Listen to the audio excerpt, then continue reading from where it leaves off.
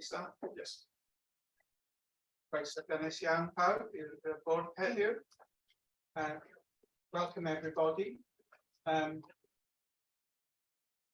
We've just been in an in-committee session and we are now in an open board session. I'd like to welcome Glyn and Donna to their first formal board meetings. Very welcome. We've got apologies from Professor Pushmanga, our medical director, but I'm very pleased to say that Margaret Allen is here as our Dean of Pharmacy, but covering for Push's responsibilities today. So you're very welcome, Margaret. Are there any issues to be declared, any interests to be declared that are pertinent to today's agenda that have not already been registered? No? Very good. Excellent. So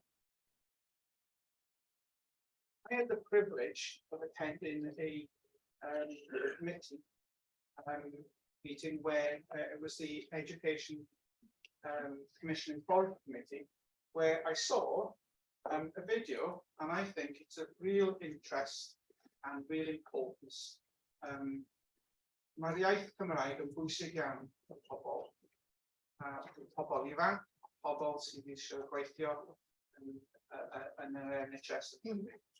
So I'll hand over to you, Lisa, to introduce this, and we're going to share this video. I hope you are as inspired as we were when we saw it. Diolch David, Bwrdd da pawb. Lised nawr I gyflwyno fideos sydd yn ymddangos myfyrwyr iechyd dros Gymru yn defnyddio'r iaith Gymraeg tra bod nhw'n gweithio yn ei ardaloedd clinigol. Good morning everybody, it's with great pleasure that I want to introduce the videos which shows actually our healthcare students across the whole of Wales using the Welsh language while they are on their clinical placements. I'll say nothing more and hand you over to the videos of the speak volumes. My name is Seren and I'm a physiotherapy student here at Wrexham Glyndŵr University. So I use the Welsh language whilst I was on placement in a multitude of different ways, so be that to speak with staff. Many staff members within the NHS in Wales speak Welsh. You know, when we're discussing and planning the day, it's really important. With patients as well, it was a massive part of their well-being, being able to speak Welsh. Being able to speak their first language made it a bit more homely, if that makes sense. My name's Kerry Phillips. I'm an occupational therapy student. My name's Chloe Evans. I'm a third-year occupational therapy student at Wrexham Glyndŵr University. My first placement was in an acute mental health ward. We had a patient that spoke Welsh. They weren't sure if the patient had dementia or not, and they did the cognitive assessment on him, and I was like, I don't think he's comfortable speaking English. So I did the assessment in Welsh with him. He actually scored a bit higher, so offering him that assessment in Welsh actually helped his quality of care. I've worked with patients in hospitals. I've spoke Welsh to people and their demeanour has completely changed. For some OTs that spoke English to them, they were quite awkward, difficult patients. But as soon as they heard that I spoke Welsh, that was it. I could get anything I wanted out of them, and they almost had a better experience with speaking Welsh. My name's Meg and I'm a second-year physiotherapy student at Wrexham Glyndŵr University. I'm a learner. I have a GCSE in Welsh and that's probably as far as it goes. I have done like the Welsh module during my course, which has been massively beneficial for myself going on to placements. The Welsh language itself made my placement for me quite difficult, but learning the language on the side actually and learning those key phrases allowed me to have connections with my patients straight away. A lot of my patients that came in to see me knew that I wasn't a Welsh first language student, but seemed quite surprised when I would greet them in their language. So I found that that was really beneficial. So nath siarad Cymraeg yn sicr wneud gwahaniaeth yn ystod placements yn teimlo'n rhan o dîm, ymysg y staff, ag ymysg cleifion oedd gennym ni hefyd. Just sens na o bod nhw'n ymlacio pan maen nhw'n siarad Cymraeg. Dych chi'n dysgu mwy amdano nhw achos maen nhw'n fwy gyfforddus efo chi pan dych chi yn siarad Cymraeg. A mae'n gwneud gwahaniaeth mawr iawn i'w triniaeth hefyd. You get better outcomes and they're more honest about how they feel. You might miss something if they do it in their second language. When you convert with them in Welsh, they're a lot more clearer and precise about how they feel. Makes it more personal service for somebody. I can remember an instance where I was working on the stroke ward and there was a lady who'd had a stroke. She was very scared, worried. We went through an assessment. Initially, the assessment, it was in English. Within the assessment, we were talking about where she lives, and I live quite locally, and I then spoke Welsh in a similar accent to how she spoke, and she just broke down in tears. And it was just that familiarity for her. So, hi, my name's Josh. I'm a physio student in second year on the Glyndŵr programme.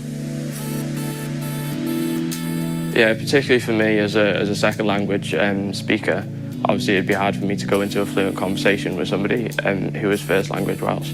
So just a simple sut wyt ti heddiw, just how you doing today, is a great way of just opening up the conversation, and then they can take it down whatever avenue they feel like, and then obviously speak in however much detail and sort of fluency that they like then. So it was a great way for me to sort of use as much Welsh as I could without sort of feeling like I was trying to get into a fluent conversation, that I wasn't quite able to sort of give back what they were trying to get from it.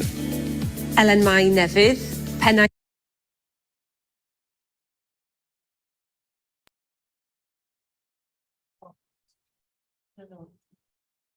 It was intentional to stop that video. Okay. We'll go on to the next. All right. There's another one, it's the other one too.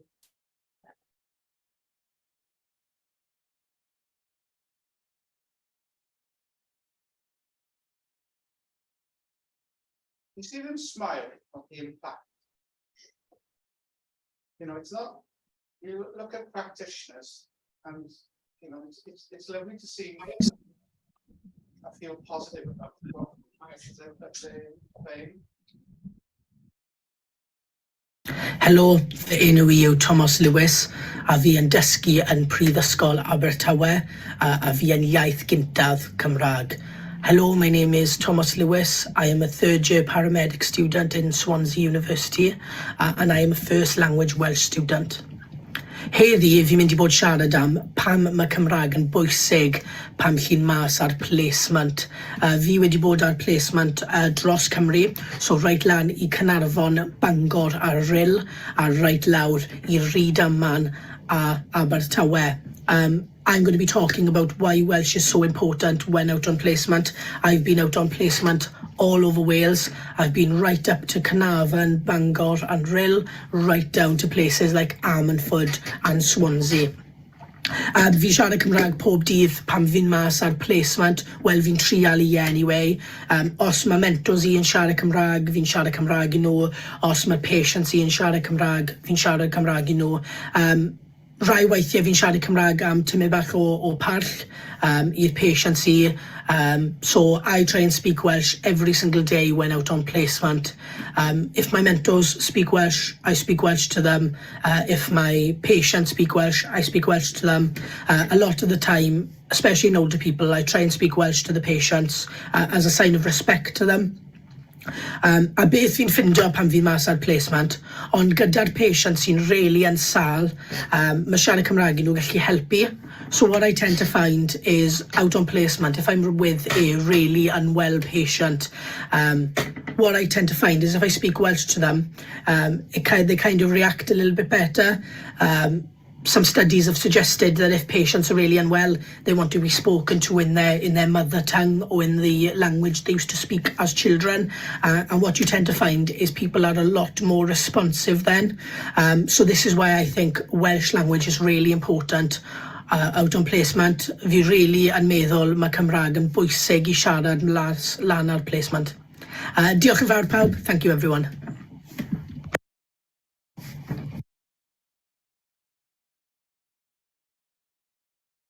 One more.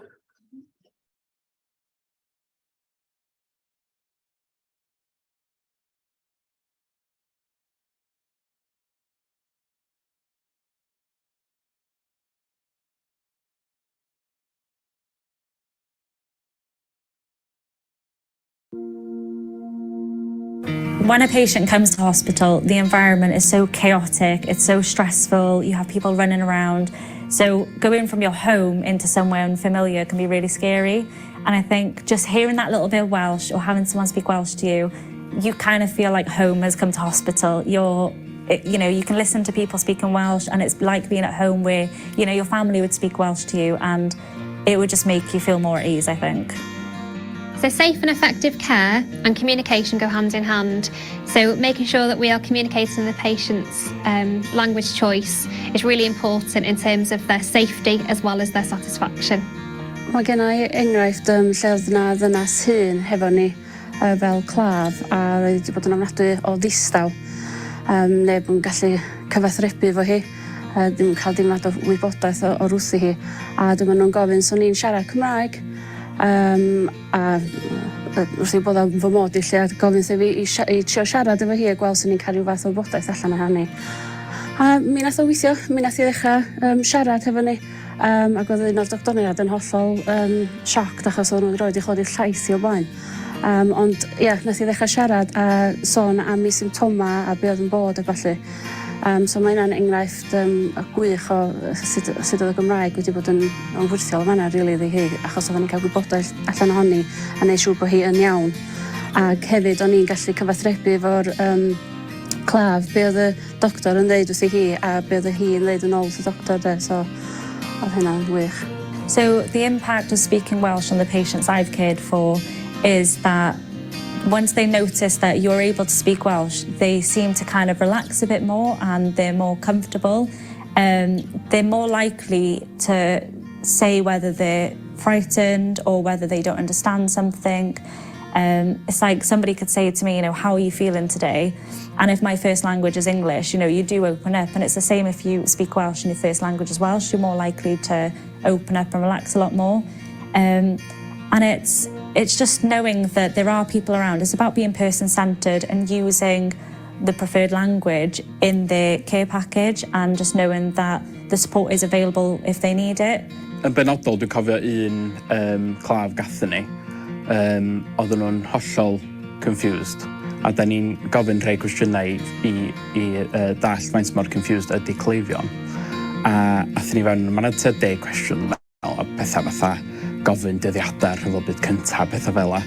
A gathon ni fewn, a nath doctor gofyn y cwestiynau ydyn nhw. A gathon nhw 2 allan o 10, dwi'n meddwl, gofyn y cwestiynau Saesneg lle.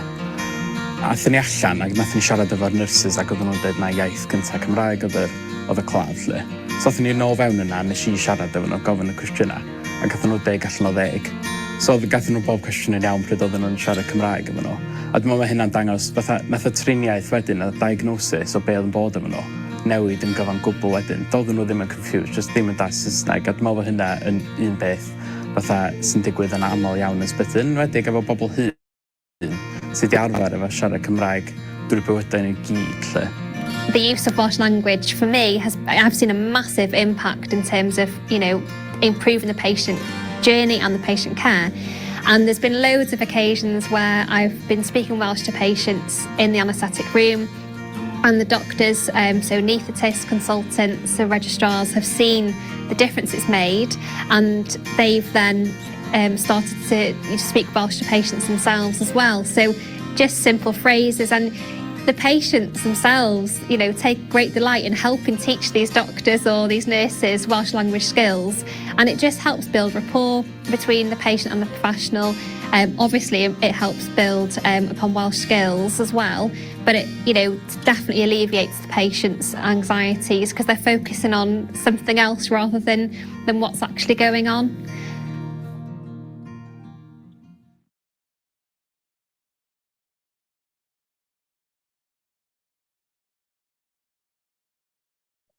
Yeah. Well, I thought that was well worth everybody seeing.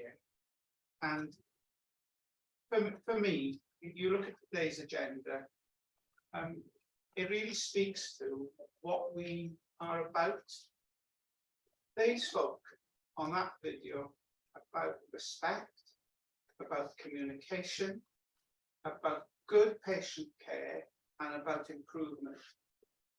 And for me, to see people able to do that in their ears when they're training.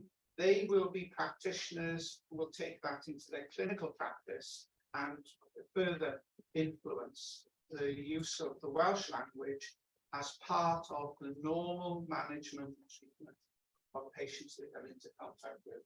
So I really, from my heart, I believe this is the right thing to be doing.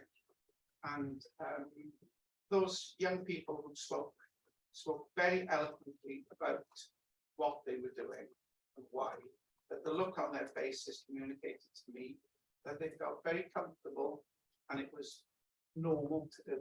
So we must make sure that happens throughout our educational programs, that we give that opportunity.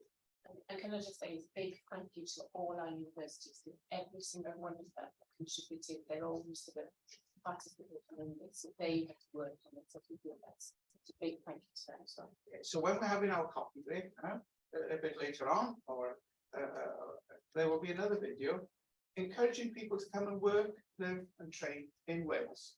If they come and they want to learn Welsh, well, that's excellent. So I'm going to go now into the rest of today's meeting, which is first of all to consider the draft minutes of the board meeting held on the 30th of March.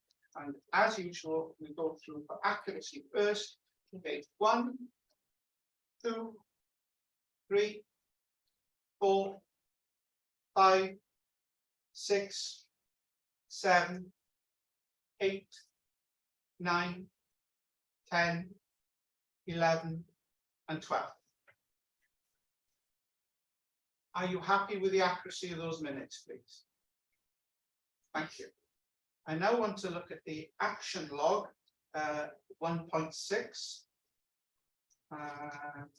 Have we got a completed action log, David? Yeah, so I want you to note what's on that action log and the completed actions. I go back to the minutes now of the 30th of March, and I want now to take any matters arising that are not covered by the action log or by today's agenda. So page 1, 2, 3, 4, 5, 6, 7, 8, 9, 10, 11, and 12. Are you happy for me to sign these minutes off? Oh, sorry, Joe. Sorry, Chair, it's on the action log, so not specifically on the minutes. Yeah. An update on the ICE 315, David. Yeah, so we've raised, discussed this with Audit Wales. So we've asked them to arrange training sessions for us. They have not come back yet with the dates. When we did raise this with them, it was more appropriate for exec and senior level training rather than board things that were suited to operation. Yeah. Thank you. Sorry, Chair. No? Okay, so that's I was going to say that's in train, it will be in train. Okay, I know it's a highlight of this meeting when you see the chair's report, so don't hold your breath, but there's a message I want to try and convey in today's chair's report. And that is, we mustn't be at all reticent to speak and to promulgate the good things that you can have, the life you can live, and the experiences you can have through working in the NHS. Anything that puts you into such close contact with people, where you have developed skills and that you are working as part of a team, is always going to be, has huge potential to be a very positive personal experience, but it's also a huge commitment and positive effect on your communities. And I think HEIW together with all its partners, and when I say partners, it just about means everybody, I think we really do need to double up our efforts to welcome people in to training and education to become the professionals, and also to encourage those people who want to come and work in all sorts of jobs that are available in the NHS. We need to make sure as well that we recognise the people out there who are doing the training and the education for their important part they play in making sure that the pipeline and of the sustainability of the NHS is there. So today, I was really pleased to see that video on the use of the Welsh language. I had the pleasure of attending the launch of Train Work Live Dentistry. That was uplifting, and during the interval we will have that video played. You sent me last night, Julie. You sent me the Train Work Live stand from the Nursing Council of Congress, right? Again, you know, this year sees the 75th birthday of the NHS. Let's not take it for granted. I've worked quite hard to make sure that we've had our one-to-ones as independent members. It's been really great to see Donna join us and to start her induction programme. I have to thank the Public Appointments Office for enabling us to get 2 new board members identified, and the ministers endorsed it. So in September, Jane Sladgrove will join the board. Glyn, you know, welcome. Thank you. We look forward to working with you, and at the same time, I thank Rhiannon for the work she's done as our interim director of finance. Finally, I want to just say about something I went to yesterday, which I found absolutely uplifting in a strange way, and very, very challenging in another way. And that was the anti-racism leadership symposium yesterday in Cardiff, hosted by Jane Hutt and Andrew Goodall. One of the things as a GP I always appreciated, is listening to people and hearing their lived experience. And what was really impactful yesterday were 3 people whose lives, their lived-in life, would not make any of us feel very comfortable. But what was uplifting was the way they personally had dealt with it, and how they are keen on influencing to make it better for people from their communities, from their cultures going forward. It was multiracial. It was completely open and honest, and it just tweaked to me, Alex, the potential for this organisation through differential attainment, to our work on opening access and recognising the lived-in experience. And I think for me, it chimed with, we should be really interested in what it's like being a student or a trainee in our healthcare system. I just thought there were some real lessons to be learned in there. So I've got some chair's actions that I've taken. I'd like you to note the content of my report, and I'd like you to approve the appointment of Donna MacArthur as a member of the Audit and Assurance Committee. You need me to step out of that, Chris? No. I'm asking you to ratify the chair's actions on number 1 was chair's action undertaken on the 30th of March to appoint Glyn, so I don't think he'd object to that. I'd like you to ratify that, and I'd like you to ratify the chair's action on approving the paid bank holiday for the King's coronation. I can't see anybody objecting. So With that, that's the end of my chair's report. Thank you for indulging. Alex, Chief Executive. Oh, Chair, before we leave that, can I?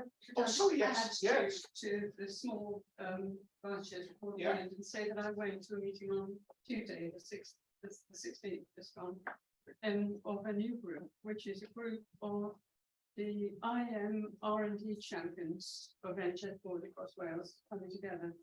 And in fact, it was the second meeting.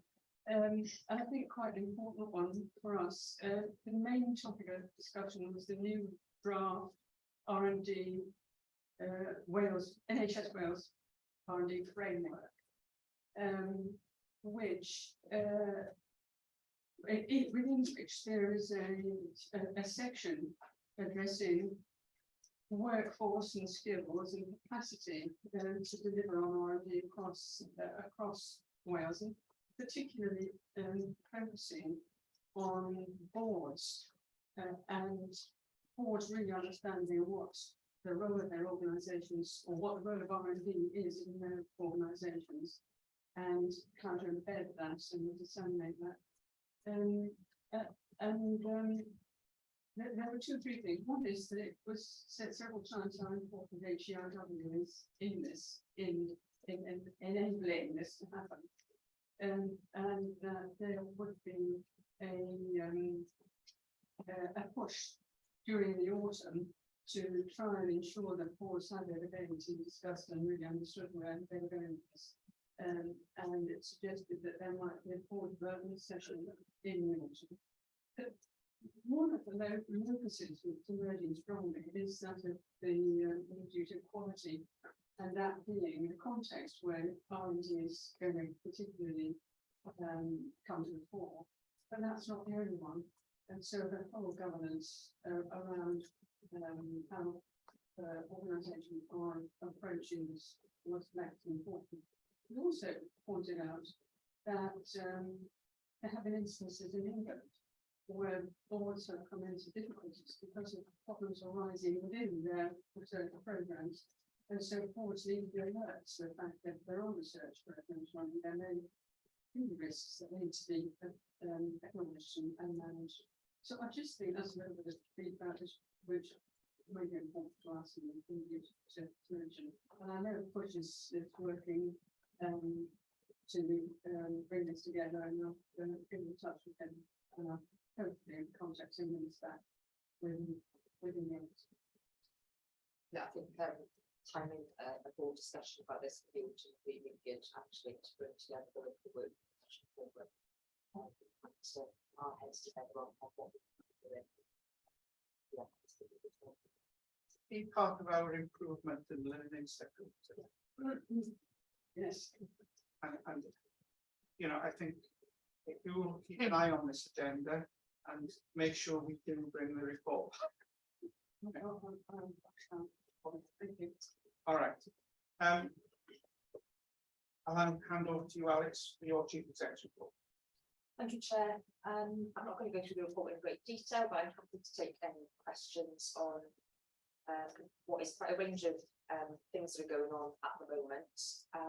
What we've been really doing since the last board meeting is concluding last year's business through our end of year service reviews with various teams and directorates across the organisation, including our corporate teams, to really just take a temperature check on where did we get to, what was achieved, what are the celebrations, and things that we're really proud of, and what have been the sort of high risk areas that we need to make sure we've got the best plans for us to go to the next year. And I think it gives everybody the opportunity to reflect, including the teams themselves. I think sometimes the pace of life is so fast that people are just carrying on and carrying on. Sometimes it's good to just take a bit of time out and to consider what's already been achieved and built.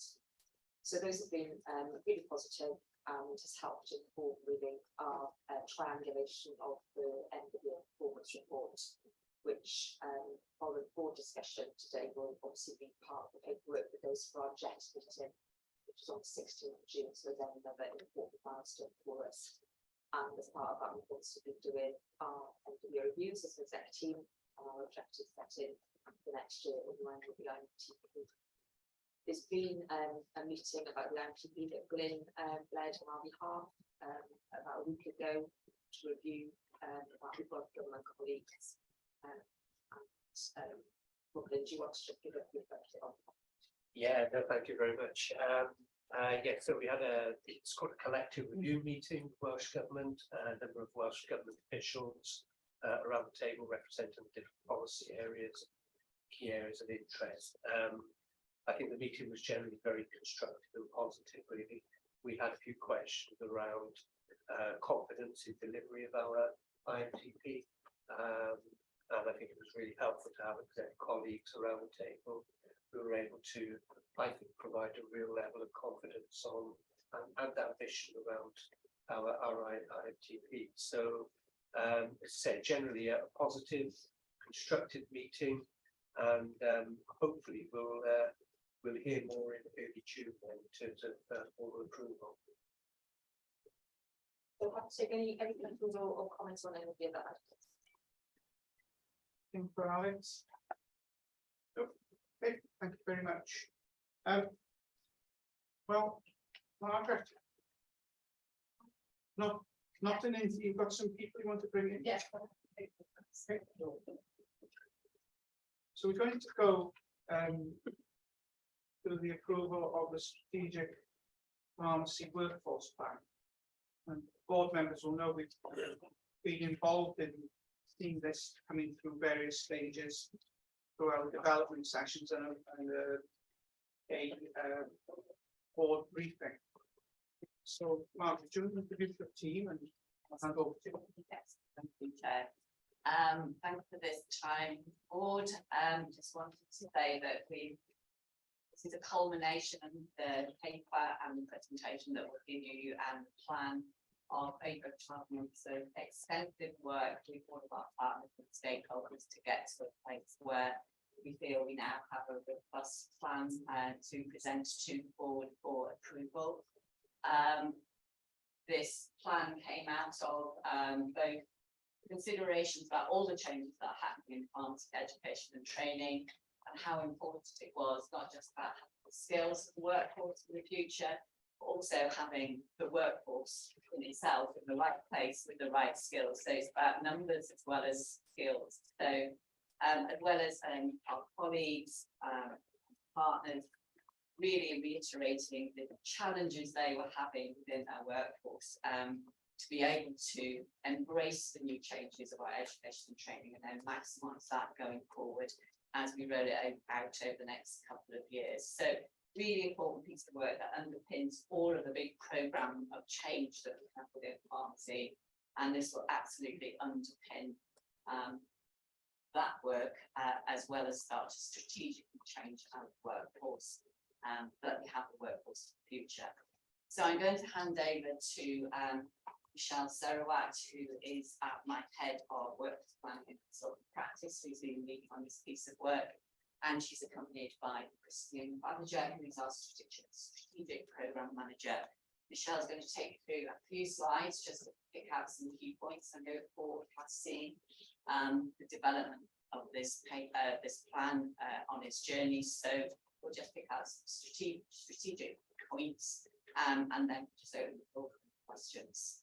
Thank you, Michelle. Over to you. Thanks very much. Sorry, I can't see everybody. Good morning to you. So yeah, we are very excited to be here. We're bringing our plan to you, not only on behalf of the HEIW team, but on behalf of all of our stakeholders as well. Because I think I might be the face this morning with Christian, but really I think our role is to assure you that this is a robust plan, that it's been developed in partnership, and that the actions in it are the ones that everybody in the system wants to be taken forward. And what we've done on the slides as well is just really highlighted that if you support these actions and we start working with our partners in implementation and the benefits that we're expected to bring in the system. Okay, so key messages for this morning. is that we had a very strong case for change relating to addressing the challenges in the pharmacy workforce. So, you know, of all of the plans that need to be done, why did we start this one when we did? Why is it so critical? And just a reminder really that medicines are such a common healthcare intervention in every care setting for the length of someone's life in any specialty, and that the NHS spends more on medicines, well, the only thing it spends more on the medicines in its workforce. So you can see that marriage between a prudent pharmacy workforce and food and use of medicines. That's regarding the case to change. And we've really got to act now. I hope that's the message that's coming across to you, to make sure that we maintain and improve safety, quality and access to medicine services for our population, because what we've started to encounter is some threats around that in the last couple of years. Also, we've got a timeline in here, but although when we were approached back in 2021 to do this plan by stakeholders, it was urgent. They were talking about a workforce in crisis and so on, but we've taken the robust steps. We haven't just, you know, picked up the quick must do now. So there are some actions in there that you will see are urgent, short term, but there are others that are longer term projects, things that are wicked problems that we need to tackle in partnership with other people across the system to resolve them. But essentially we've got these 31 actions, which does seem very ambitious, but you know, we hope we haven't left anything out. We've been checking with stakeholders, and we believe we're putting them forward to you as the right ones, to the point that even in the consultation process, people want to talk to us about implementation. They want to talk to us about the leaders that they've got in the system already in the space of some of these actions that they want to accelerate to take things forward. They want to talk to us about how new work could be resourced, and yeah, how we can work together to resolve those wicked problems. But just to be clear for today, it's the actions and the sign off of that plan that we wanted to get agreement on, rather than sort of the implementation. So you'll be familiar, having looked at the plan, with the case for change for pharmacy, but just at the highest level. You'll remember that pharmacists from 2026 are going to join that register as prescribers, and that means a very different role for them, and ripple effects that has for service users and other professionals that we work with in healthcare. And during that process of starting to put in place the training and development needed to get them to be safe prescribers on registration, we've been really struggling with training capacity, and you know, no doubt that would have been brought to you earlier in the process of why we needed to do the work like that. Many professional groups in the room here, and you know, we've all been struggling under high workload pressures over a sustained period. Lots of evidence of this in the pharmacy workforce, but to the point that I'll just mention community pharmacy, with it being open all through the pandemic with walk-in services. Employers have told us that people are walking out of that sector of practice now with the long hours, the lack of rest breaks and so on. And also in the hospital service, they've actually got quite clear plans how to withdraw clinical services back to a supply function, which is not really adding the value that the profession can give, you know, at times of being stretched through the workforce. So really, there's a risk to the public from a compromised pharmacy workforce, and that's why we've chosen to act now with partners. So we are also the drivers there for delivering a healthier Wales, and that's where we want to be with these more clinically advanced professionals at registration, and some enablers are happening, which is really good. So the new pharmacy contract has got people being remunerated for clinical services in primary care, doing consultations, receiving prescriptions, and sort of taking up their role in that primary care space of sharing the workload, not replacing doctors at all, but taking up their role in the primary care team. And then transforming access to medicines is all about that specialist manufacturing role. So we've got everybody there, from the generalist through to the very specialist people that we need to deliver services. We're on the edge of our seats with the hospital pharmacy review commissioned by Welsh Government. That should be reported soon, but we're not expecting any surprises. It's going to be what we've described in the plan about those pharmacy professionals being closer to the patients on the ward, embedded in multi-professional teams, and where we can use digitalisation to free up their time to care. That's where we'll be taking things forward, and that leads on there to the digital medicines portfolio. So, you know, the drug chart, I think, of the past, the green slips of paper that we drive around, you know, our towns and cities from one healthcare provider to another. Okay, so you all know about the case of change. The document explains about the pharmacy workforce. It's been hard for us to visualise all of this time because only 25% of them are employed by the NHS, and so many of them are contractors out there, to 150 community pharmacists, 150 plus their general practices, but that's the whole workforce that we're including. So to be familiar with our timeline, so we, you know, spent a long time talking within the profession, and then at the end of last year, after we formulated some ideas and started talking to other professional groups, that was really rewarding to have them shape the plan and you know, point out how you know, things would impact them and how there were so many common themes that we needed to work on together across the board. So we've been out to consultation. We went out with our draft actions at half term, managed to get that completed for Easter. Thank goodness, it was going to be so busy. And then we have done lots of revisions based on the consultation around wording, some stuff with the HEIW executive around emphasis. So we think what we're putting in front of you, content-wise, you know, is robust. It's what we've heard, learned, and documented. And I think when it comes to the final production, we'll have some more sort of branded and pharmacy photos in there as well. So if you sign this off today, we would be able to go ahead to have our discussions around implementation, and we would be able to, you know, really have the green light for briefing the minister and inviting you all to our launch event on the 30th of June.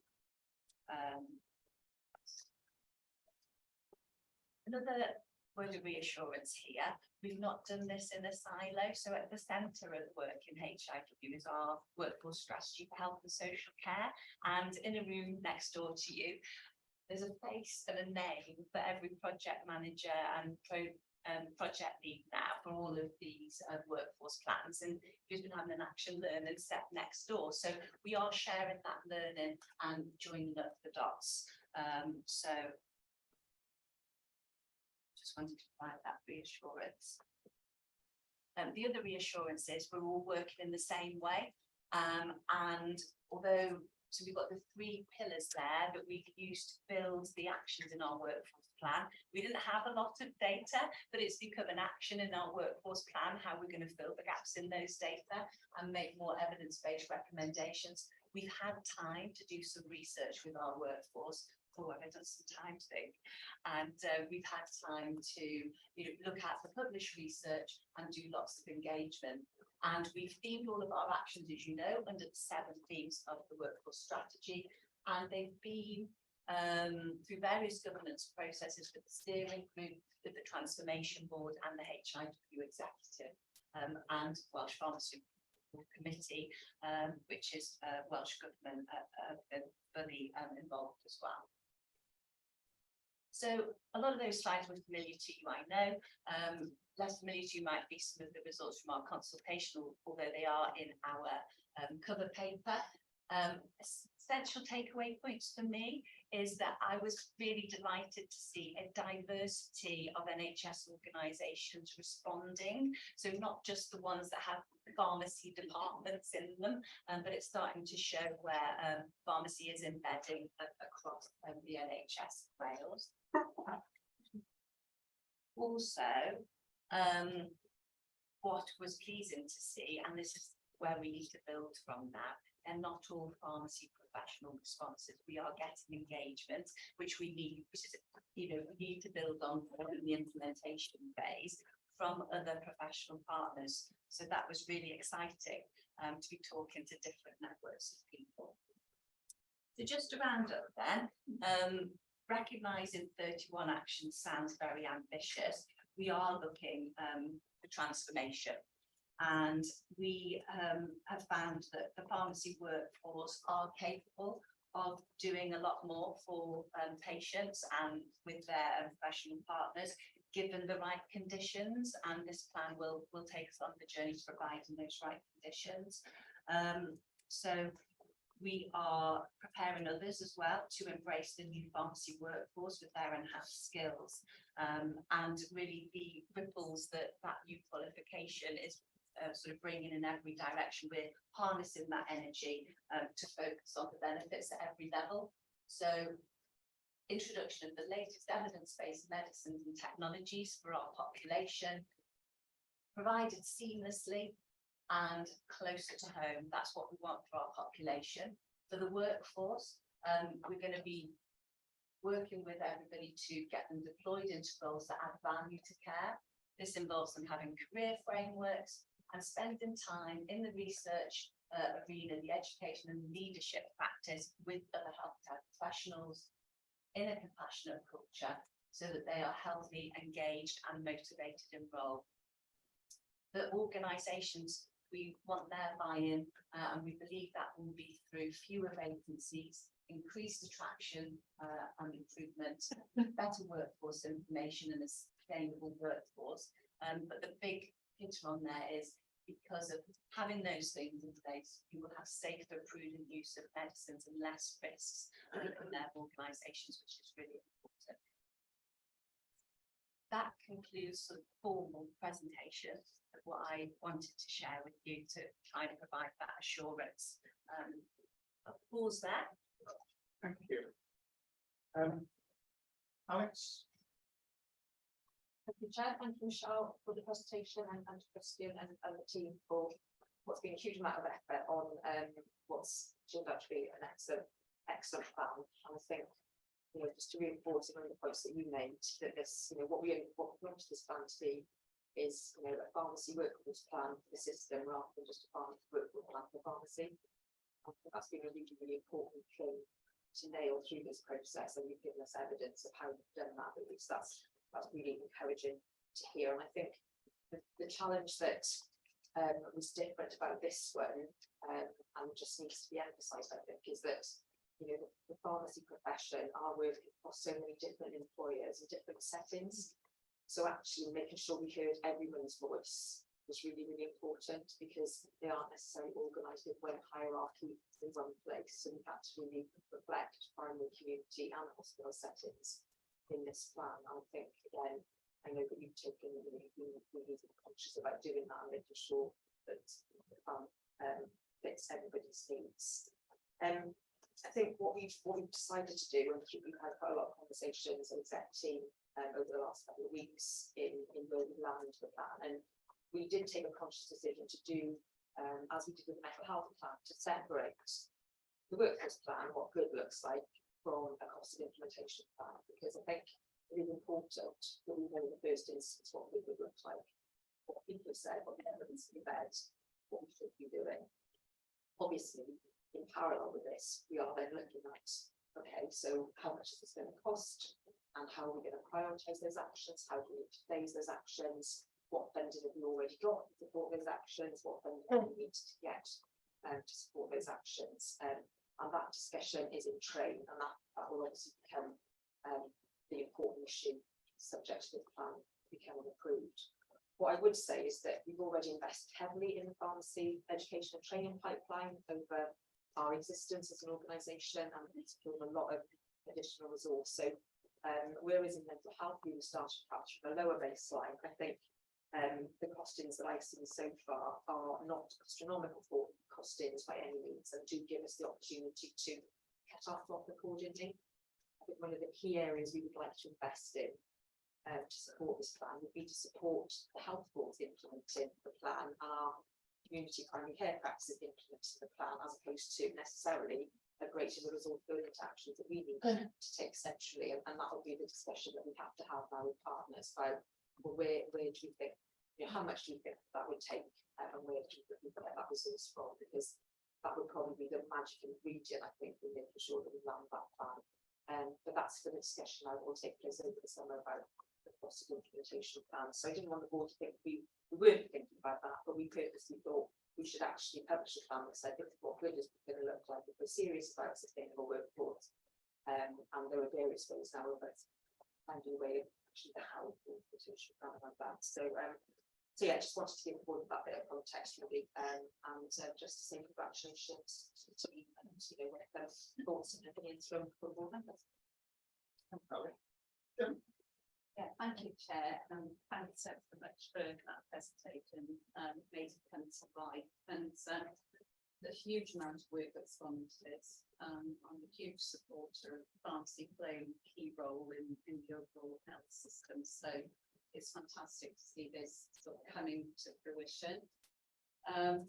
Just a couple of points. Alex picked up the obvious point that I would have raised, which is the absence of pound sign thing in any plan. I completely understand that, but I do find it quite difficult to approve something without any idea of cost. But I accept that the principles that we're going through and the costed operation plan will follow.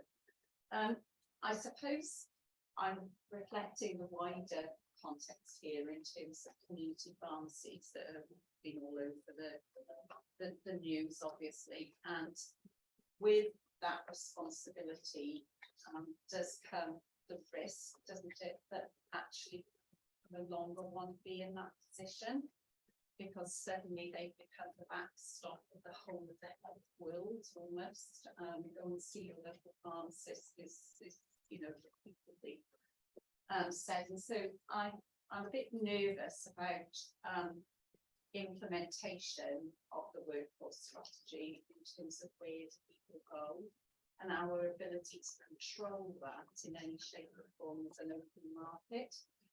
And I suppose my second question is around the risks and the duty of quality in terms of placement and how we're going to make sure that we've got some ability to control those huge areas.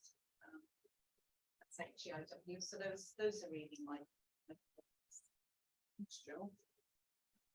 Probably make a comment about the community pharmacy aspect. I don't know if Barbara would say something about the quality aspect of training.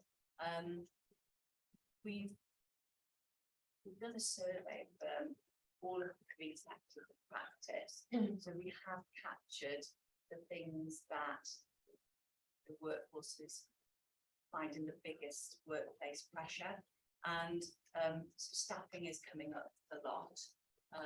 They are struggling to attract and recruit.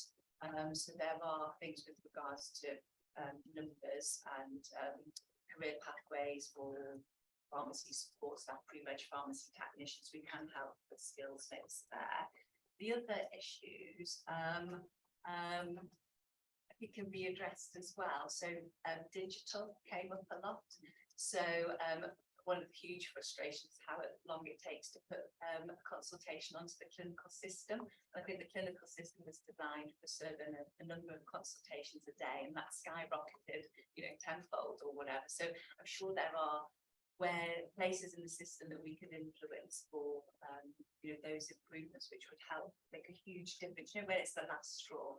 And then other area was about working relationships and collaboration across primary care. I'm really excited because actually the primary care workforce plan is the next one that's coming right behind us. And I think that I'm looking to that plan as being a massive enabling to implementation for that sector of the workforce. So, think that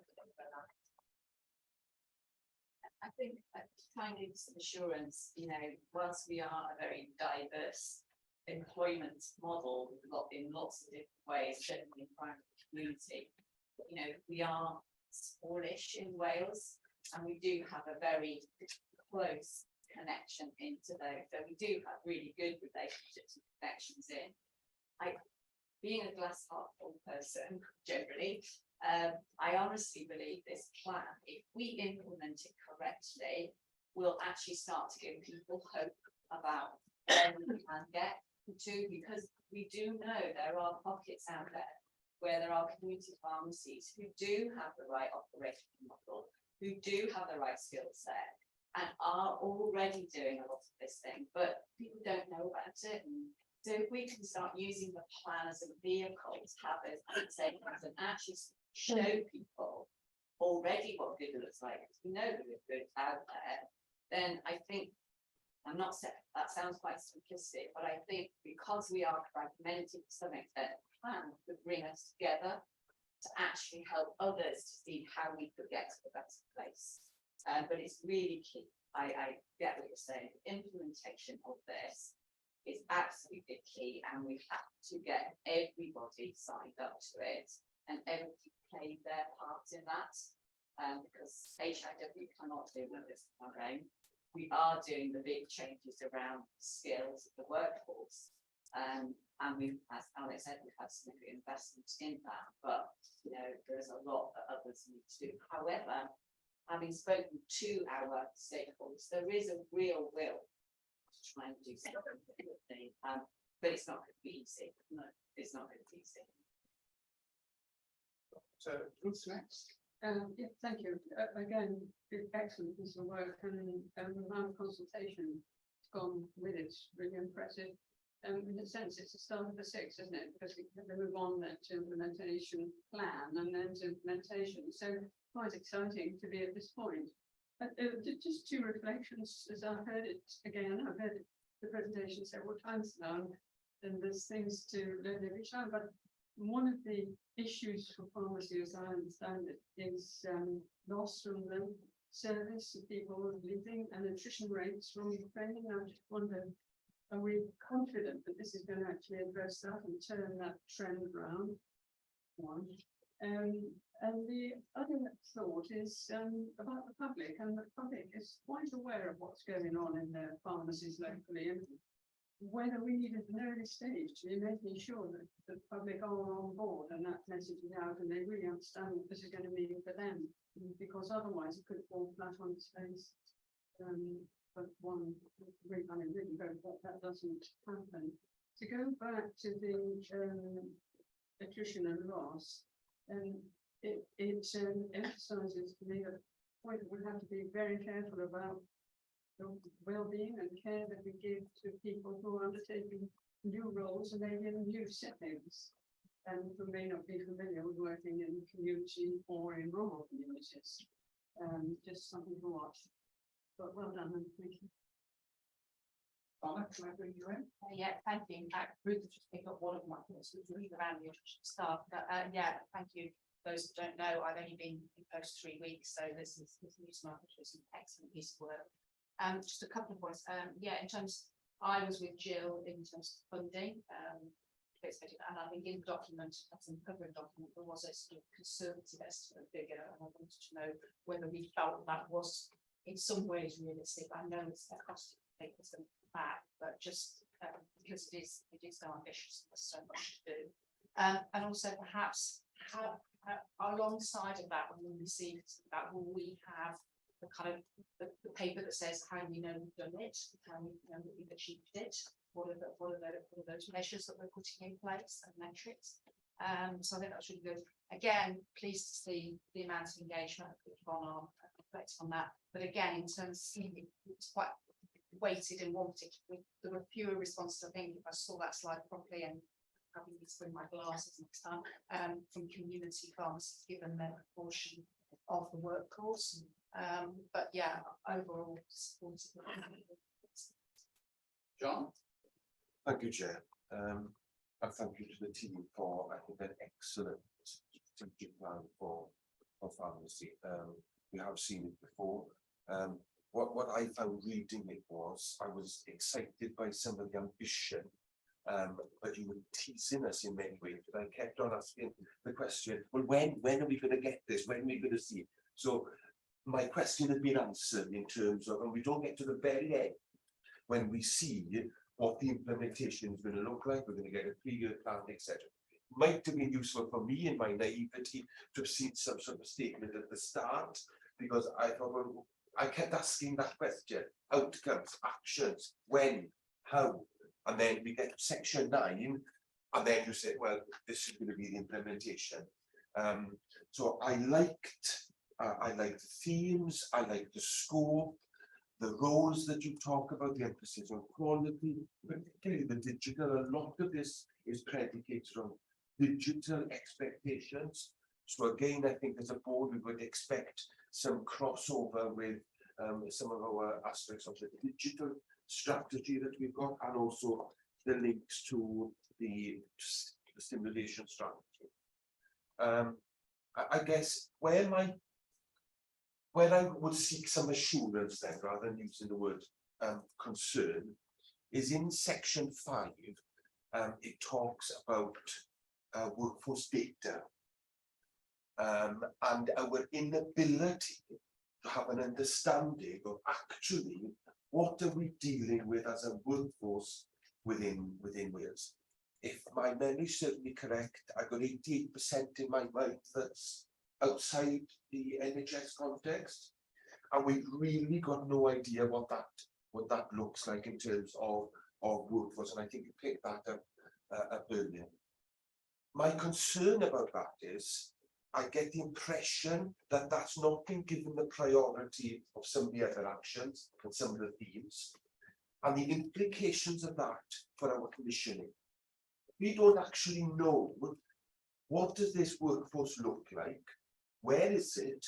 The surveys that we did in 2019, I think you said, didn't give us very good data. How are we expected to be planning effectively when we don't know, forgive me, the nature of the beast?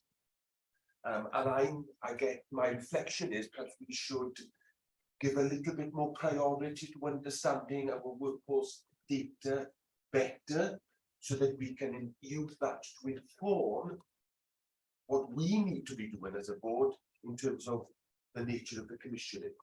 So that's one concern. And the other one was, I'm presuming in the implementation plan, this talks a lot about 2030. I'm presuming we will have actions that will be 1 to 3, 3 to 5, etc. And some of them, they will be, there'll be clarity then when we as a board can expect to see delivery and what that delivery will look like. Other than that, thank you very much, and well done to you.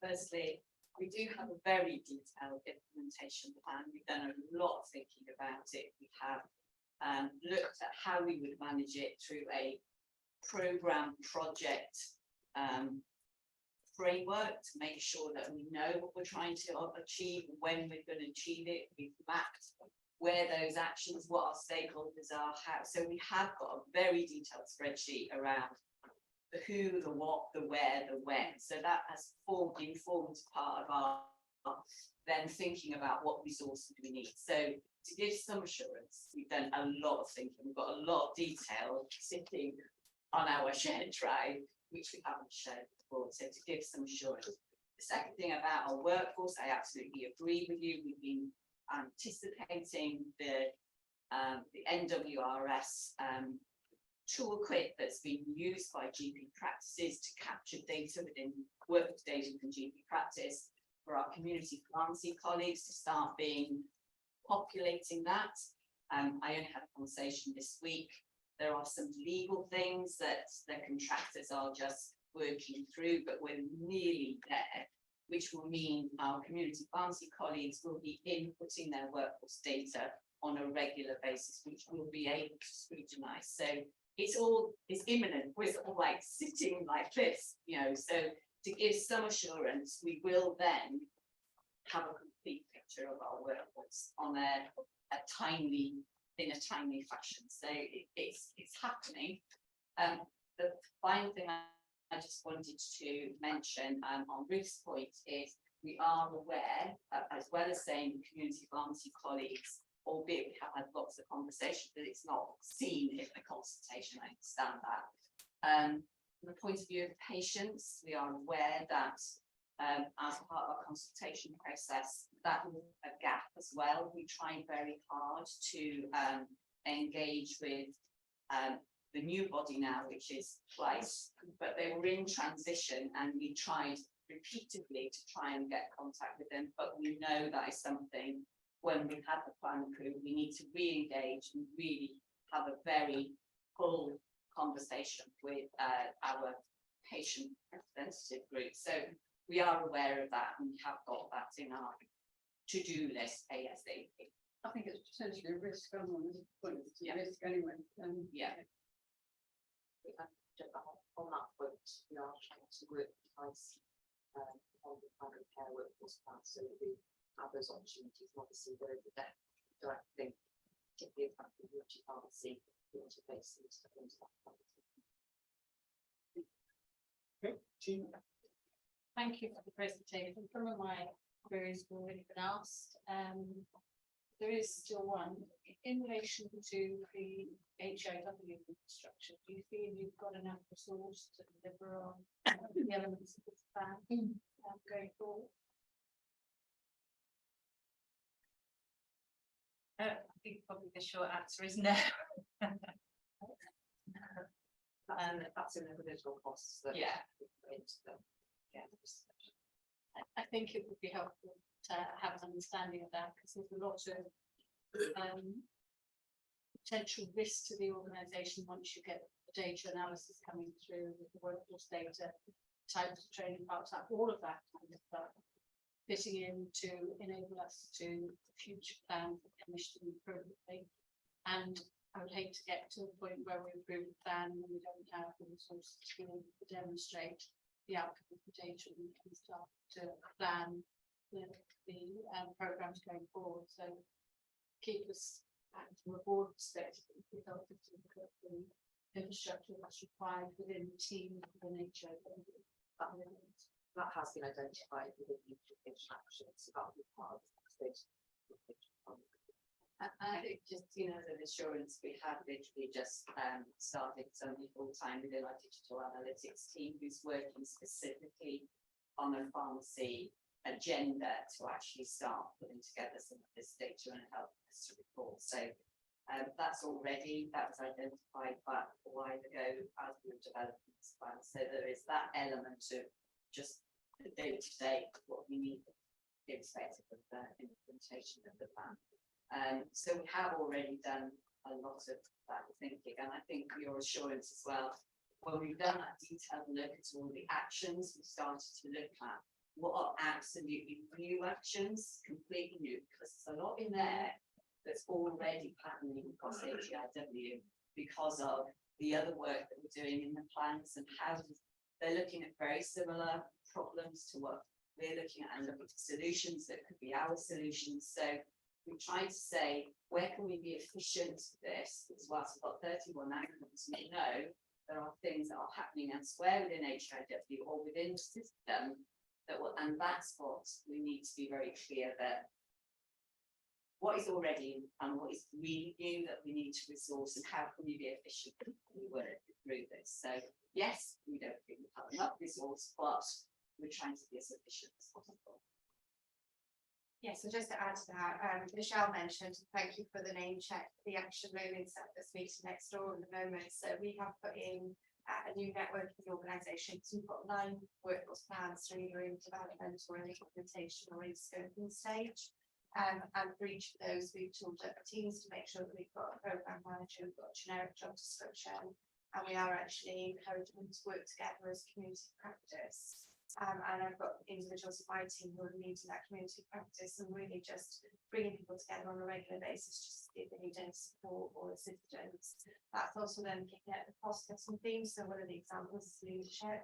We think compassionate leadership, we've got quite a lot of resource in that area. So although Margaret and Michelle have identified that in their plan, what they don't need is somebody else in leadership now to make sure. So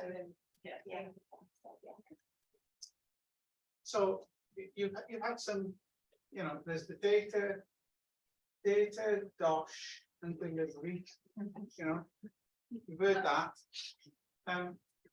There's one word that I think is the operative word there. And that's a Welsh word, it's gofai. There's something hopeful about how you read this document. And it's for me, it had the advantage of not being, of the vision, not being, and the commitment and the consultation, not being drowned out. The vision hasn't been drowned out by Peter. There's undoubtedly, a real huge amount of work behind this. But do you remember, Margaret, when I came to that, it was while I was the interim chair of HEIW, and I went to a Royal Pharmaceutical Society meeting and I used a talk, I gave a talk on Carpe Diem. Well, if you don't seize this, then you are not strategic, my view. So I think you've done a really, everybody.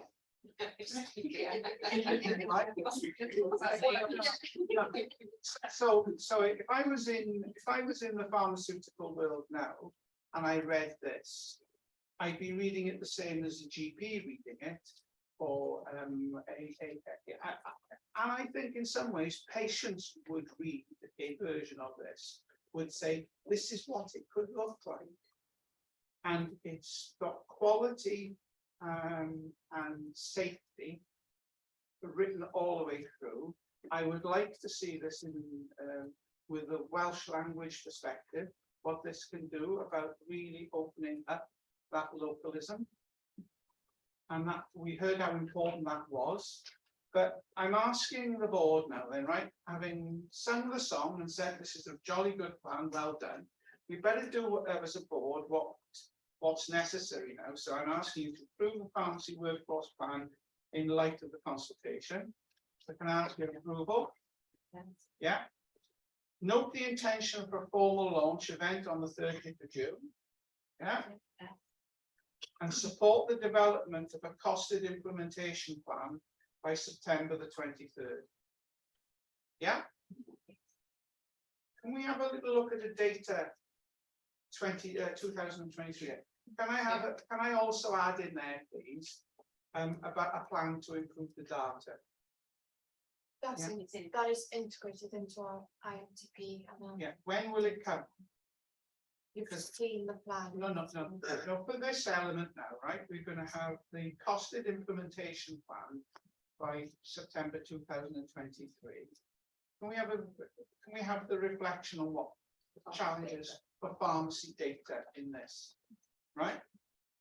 Because I think that would be the most helpful thing the board do, is to actually put give you the support it needs to get the data in the right place, so that the efforts to choose, when we come to choosing the priorities that the finance plan might force on us.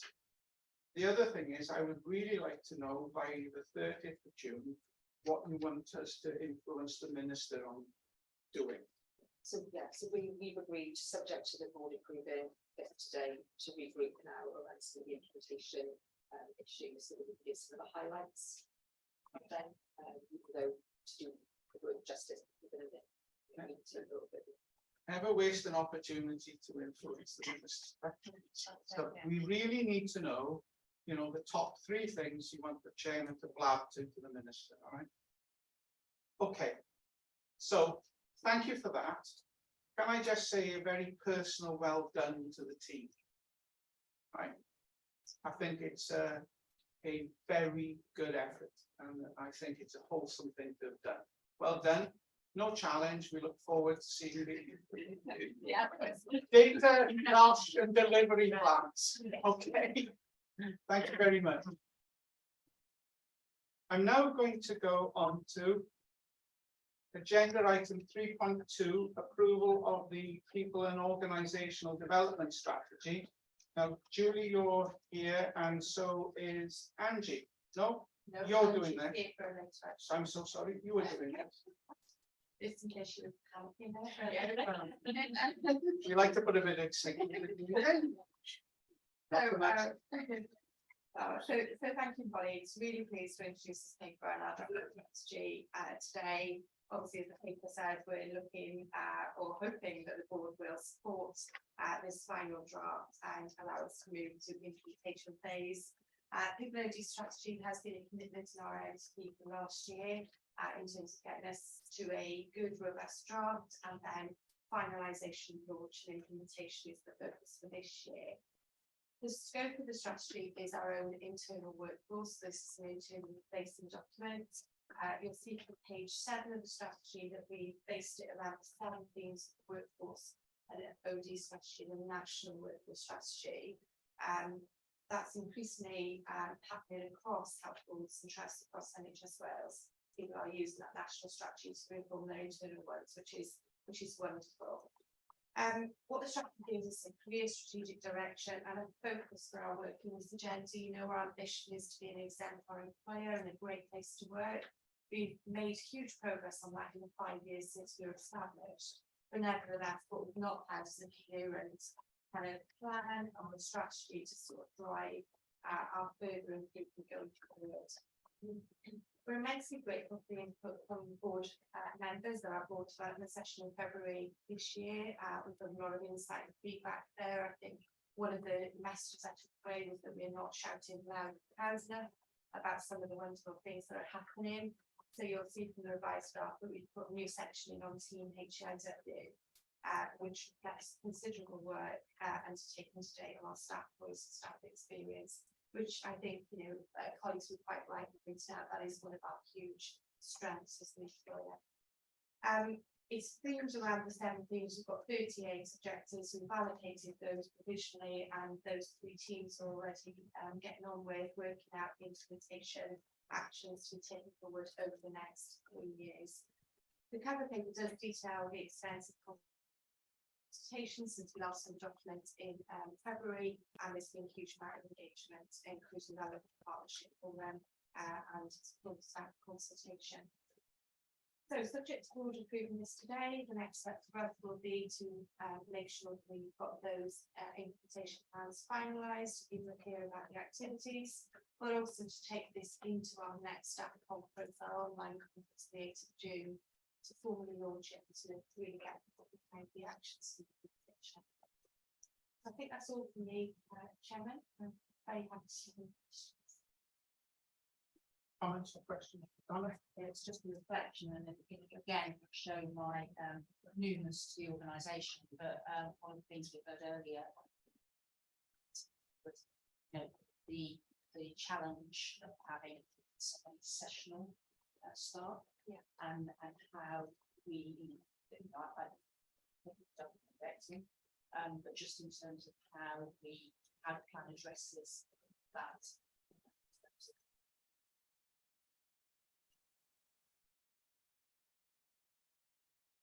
Any other comments? Yeah, my only comment, I guess, similar to the focus that's around implementation and delivery. So I fully support the strategy.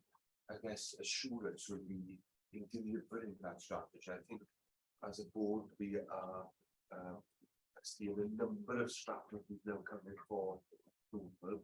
I think it's important that we get assurance around outcomes of those strategies, how they're going to be, and an objective in our review of the performance of those. There is a section within this again on how it's going to be monitored and the groups that are going to be doing that. I guess the governance structure around these strategies and making sure that we've got a holistic approach to tying these strategies together. And what does it mean holistically for the organisation? No? Okay, there's no more comment. Do you want to come back? Yeah, that's okay. So this is whole workforce. We have engaged with our sessional workers about the content. There was some engagement in 2019, which we subsequently read up and then have further conversations. There will be a number of actions from here that are decided about dealing with some of the things that we talked about everyone today.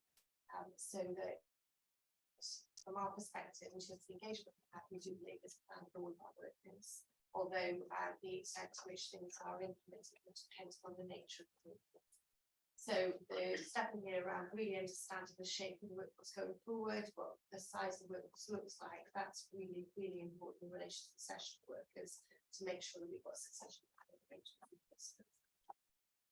So that's the one. And then on the implementation, I completely take your point, John. That, as you say, at the back of the strategy, there is an overview there of the governance arrangements. In terms of the reporting, so this is included in the enabling plan for a great place to work, which is one of the 9 enabling plans that are in the ITP. So this will come through reporting performance framework reporting. But we have also committed to doing regular reports to board, and by that at the moment I think the 6 monthly and annual. So that's the intention around the reporting and assurance here. This is the positive agenda being added now, but also improve time taken to recruit to post. That has been difficult, but I think seeing that how ambitious it's there, so I think from that perspective, that's a key performance issue.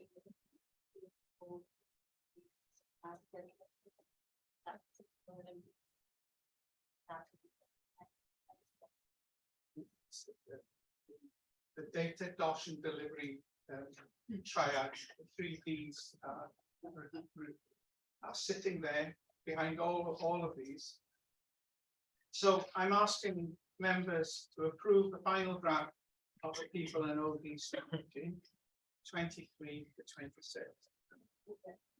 Can I just say that I sat there in the board development session with colleagues, and it was a really invigorating conversation around developing this plan. When I read it, I could almost echo earlier the conversations we were having around the room. So that's a compliment. It's not always you can hear what you've been talking about. So I think the draft report was a good basis, but I think this is a much stronger document. The trouble is, of course, it raises the aspiration and the 3 Ds come into play. Okay, so thank you to the team. Thank you for bringing this. Thank you, Chris. Could I forgot to mention it earlier, could I just say huge thanks to the Anna Wings of the Holstering on this, for bringing, I think, that little bit of energy, and also to bring that Evans people who's been involved there. Well, they had a giggle, didn't they, when they came along to the development section, and they managed us very well, I thought, and I can see it's had an effect. So I'm going now on to agenda item 3.3, update on the strategic mental health workforce plan. So, Angie, you are going to accept this one now. Yes. Okay. And thank you. I'm really pleased to be able to bring this the latest update for the mental health workforce plan, which is now in implementation stage. And this is part of our regular updates to board as we progress the implementation. So just to give a brief recap on our journey so far. So you will remember the following submission, we identified some early actions to progress while we were awaiting decisions on funding. And this included building the infrastructure team to support the delivery of the plan as well. We also created the implementation board, which met for the first time in November. And just to make colleagues aware, there's reps on that board from Welsh Government, Royal Colleges, professional bodies. Importantly, we've included carers and people with lived experience of mental illness, as well as the third sector. So a really rounded group of overseeing that implementation. Earlier this year, we received the confirmation of the funding support of last year, just over 6 million, of which 2.5 million is for the increases in the education and training plan that we identified in the plan. That's for this year.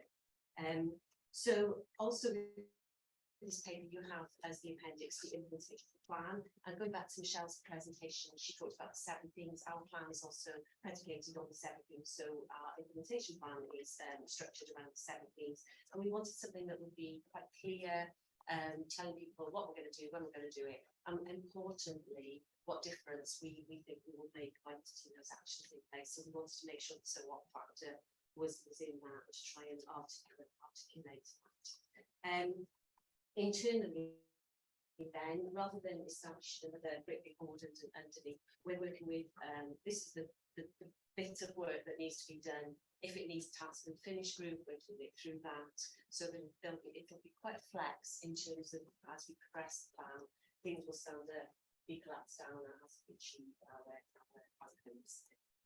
So the paper gives some highlights to delivery to date. We've achieved quite a lot. It's not fully comprehensive. We give you some of the flavours, and we've also created a resource pack presentation. Some will remember how we approached the workforce strategy. We built a presentation pack, which we updated as and when was required. But then that presentation pack became available for anybody who wanted it. So you could either do it, have it as a resource yourselves, or you could, if you go into a presentation, you can pick up that presentation and there'll be enough information in there to deliver if required. So I think that's probably all I need to say about that. To take questions. We're absolutely thrilled about where the plan is going. And like I say, we have a plan for data, we have a DOSH, and we're implementing it. Right. Alex. Thank you. I chair's been very normal. Alex is supposed to do so. Like, this is really close to my heart, isn't it? So just want to say thanks, Angie, for giving us a bit of run through of it. I think the implementation arrangements feel really robust because we do have that eclectic mix of people around the table, and what we're doing through that is doing a sort of deep dive into each of the themes as well. So that we're using the expertise around the table to inform, shape, as well as using other people. I think the other thing to just note, bearing in mind our last conversation, is that we are fully loaded on this one. You can see on the last page of the implementation plan the resources that we're putting in place to support the delivery. And so that's the kind of approach that we will take with the pharmacy one. What we're trying to do is to make sure that, again, we develop quite an agile, flexible resource, because again, there's an awful lot of work to be done over the next couple of years, but that might transform into something quite different after that. So trying to flex between having some permanent resource and some flexible resource and bringing in expertise, both in terms of lived experience, but also some of our professional colleagues as well, where we can. So yeah, I think that's helpful to give the more assurance on where we're at.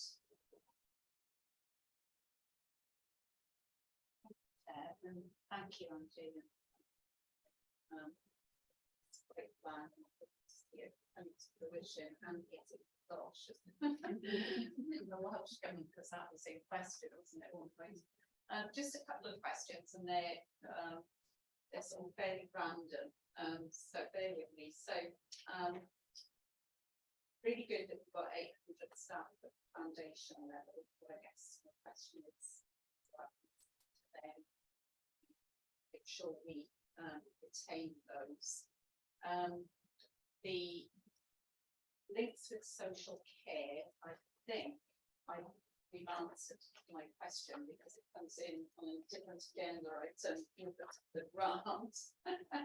So it's a question of we're commissioning, we're going full steam ahead. Are they full steam ahead on commissioning? Because pointless, not pointless, but it's not going to work unless they do commission.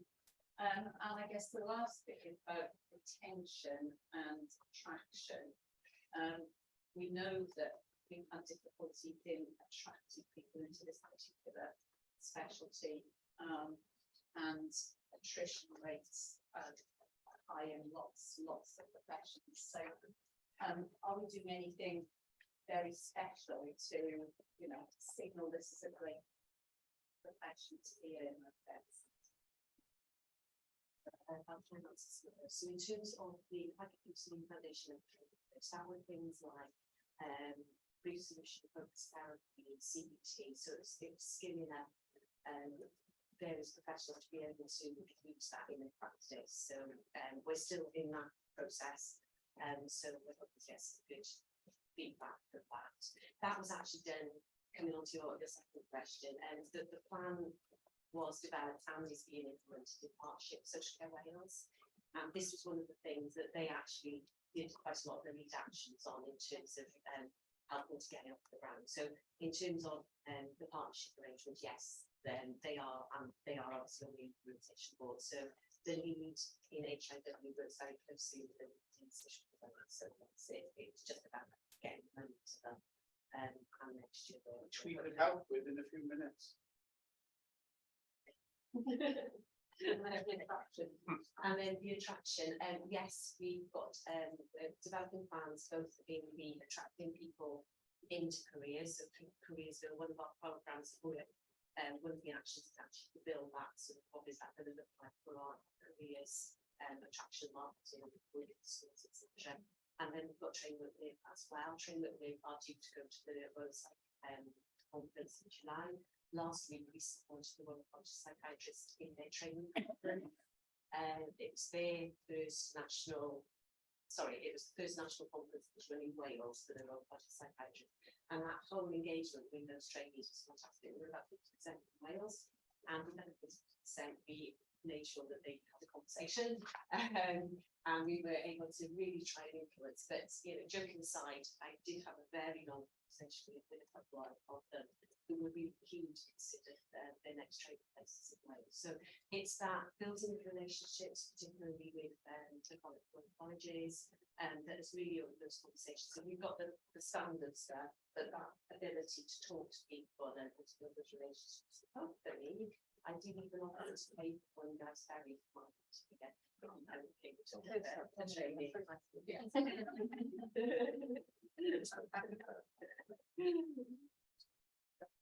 Yeah, do you want to come in? It's been up on actually what John said, but actually to answer quite briefly, because I've heard this morning a number of references of teacher retention.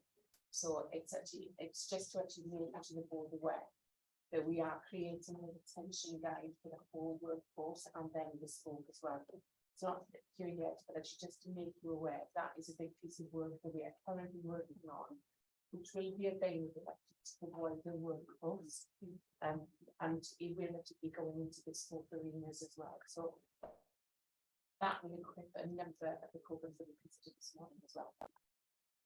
I think that's a bit of news. Yeah, okay, I need to. Really pleased to see this. I just wondered if we could ask the multi stakeholder. Is somebody from prison health or prison services involved in that? We're not seeing this much, but we have to.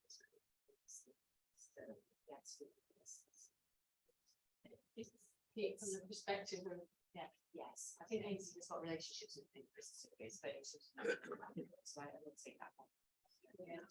And works on issues in relation to and I have learned that the last few days to learn a lot to input to us and others.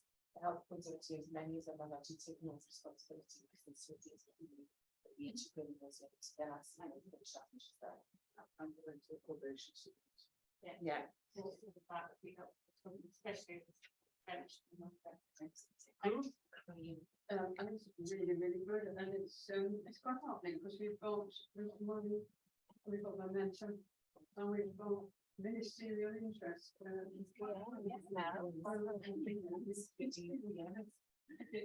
It can motor.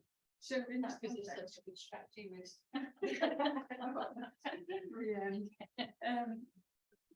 In that context, the sections on how do we know our actions have been effective, I think are very important. I just wonder if it's worth bringing those together in some way and actually having a reporting back arrangement built into the future planning so that we know that there'll be milestones when we can reflect and actually the group goes into John's previous point. We've already spoken about getting some independent evaluation on. It's too big for us to And, you know, we can mark our own homework with things, so I think this is really important. So we really want to make sure that the evaluation about this to bring all of those key reports and indicators outcomes together. I think that level is really important, but also just the tracking mechanism too. Okay. Any other comments? Okay, so I've added to my deeds now. So we've got the DOSH. Have we got the data? We've got some data, we've got a plan. Right, so cunning plan for the data. Got delivery. Just heard about demonstrate. Yeah. We said we would do it. We said it would be a benefit. So is it? What's been the learning? So I think there's the demonstrate word. And then I think one of the things that is really key is who's driving this as time goes on. So I think the driver for this, we've got this set up and there's a handover period. And I think working on making sure we've got the right drivers. So in this document, I read about leadership. I think there must be a key role we play in delivering the leaders of the future, not to make sure that the mental health agenda carries on being driven. So I think there's a lot of good stuff here. So we've just been asked to note this paper, which has been provided for assurance. I would say to the board members, I think we can be assured that at this point it's on track, it looks to be thriving. It's got every reason to thrive. I think we've also heard very clearly the encouragement to get that external reference, to have it looked at. And I think given the retention bit we just heard, we very much welcome that piece of work that Lisa has let the cat out of the bag on. Yeah. So the question for me is, when can the board be exposed to this retention guide? So what we were talking about was doing the board briefing on the nursing workforce plan, which is where the retention guide is grown from, even though as Lisa said it's not now specific. So we were originally we were going to do that in the first week of July, but over the last week there's also been a requirement for us to provide a report to the Seconds Institutional Development Act. And as part of that, one of the questions is how you're going to support this workforce supply. And I think that is that conversation. So you might want to bring it a bit in here. Okay. So it'll either be in June again, bed, or this July. Fine. So it's imminent. So this is imminent. It's not a 3 to 4 months away. This is an imminent thing. And we just need to confirm there could be a board development session towards, I think, in commencing June. Okay. Can I just come back on the private point, because I think one of the reasons why it's got momentum is the close working with the users and the constituencies. And I think we need to maintain the build on that. Remember that thing, listening with fascination? It's really that 360, listening to the users, listening to people who are practicing, listening to the strains in the system, I think, and listening to the Senedd in a strange way. The mood music in the Senedd does reflect what the mood music is amongst the population. And Llais was the other one. You know, Llais needs to be exposed to this work at its earliest. Well done. Thank you very much on behalf of the board. Right, Glyn. Yep. Oh, no pressure. No. We've heard the DOSH. Yeah, this is the DOSH plan. What's the cunning plan? Okay, thank you. So this paper really sort of follows on from the IMTP that the board approved previously, which includes a financial plan and essentially sets out the approach that has been taken to set budget for this current financial year, and it forms part of those wider financial management arrangements to make sure that we deliver the ITP objective within a balanced financial budget. So I really just wanted to sort of pick up on some of the key points in the paper and then open it up for questions, if that's okay. So really sort of just to summarise some of the key points, the total revenue budget that we've got and has now actually been formally notified by Welsh Government is just over 320 million for the current year. But you'll also be aware that there are further funding allocations that we can reasonably expect to flow during the course of the year as well. So when you add those to the baseline allocation, we've actually got a total funding allocation of 327 million available to us. In terms of the expenditure budgets, then there's three broad parts which are set out in the paper. The commissioning budget, which is the largest, just under 279 million, and this is very much based on the agreed education training plan. So we set budget using those assumptions. The remaining bit then relates to what are called our running cost budgets, program costs. So we talked about some of those earlier, some of the workforce plans, and those we've used fairly detailed methodologies around setting people's pay budgets based on when we know it, what people's actual salary costs are. So that's pretty accurate. And then in terms of non-pay, again, you'll see in here there's a methodology that goes back and looks at those budgets in quite a lot of detail. So I think it's probably an opportunity for me to thank the finance team and everybody who's been involved in that exercise, because it's quite an extensive exercise that they go through to try and set those budgets as accurately as possible at the beginning of the year. I think one of the things that is probably worth saying this year is that, in a sense, gives us our starting point for the year.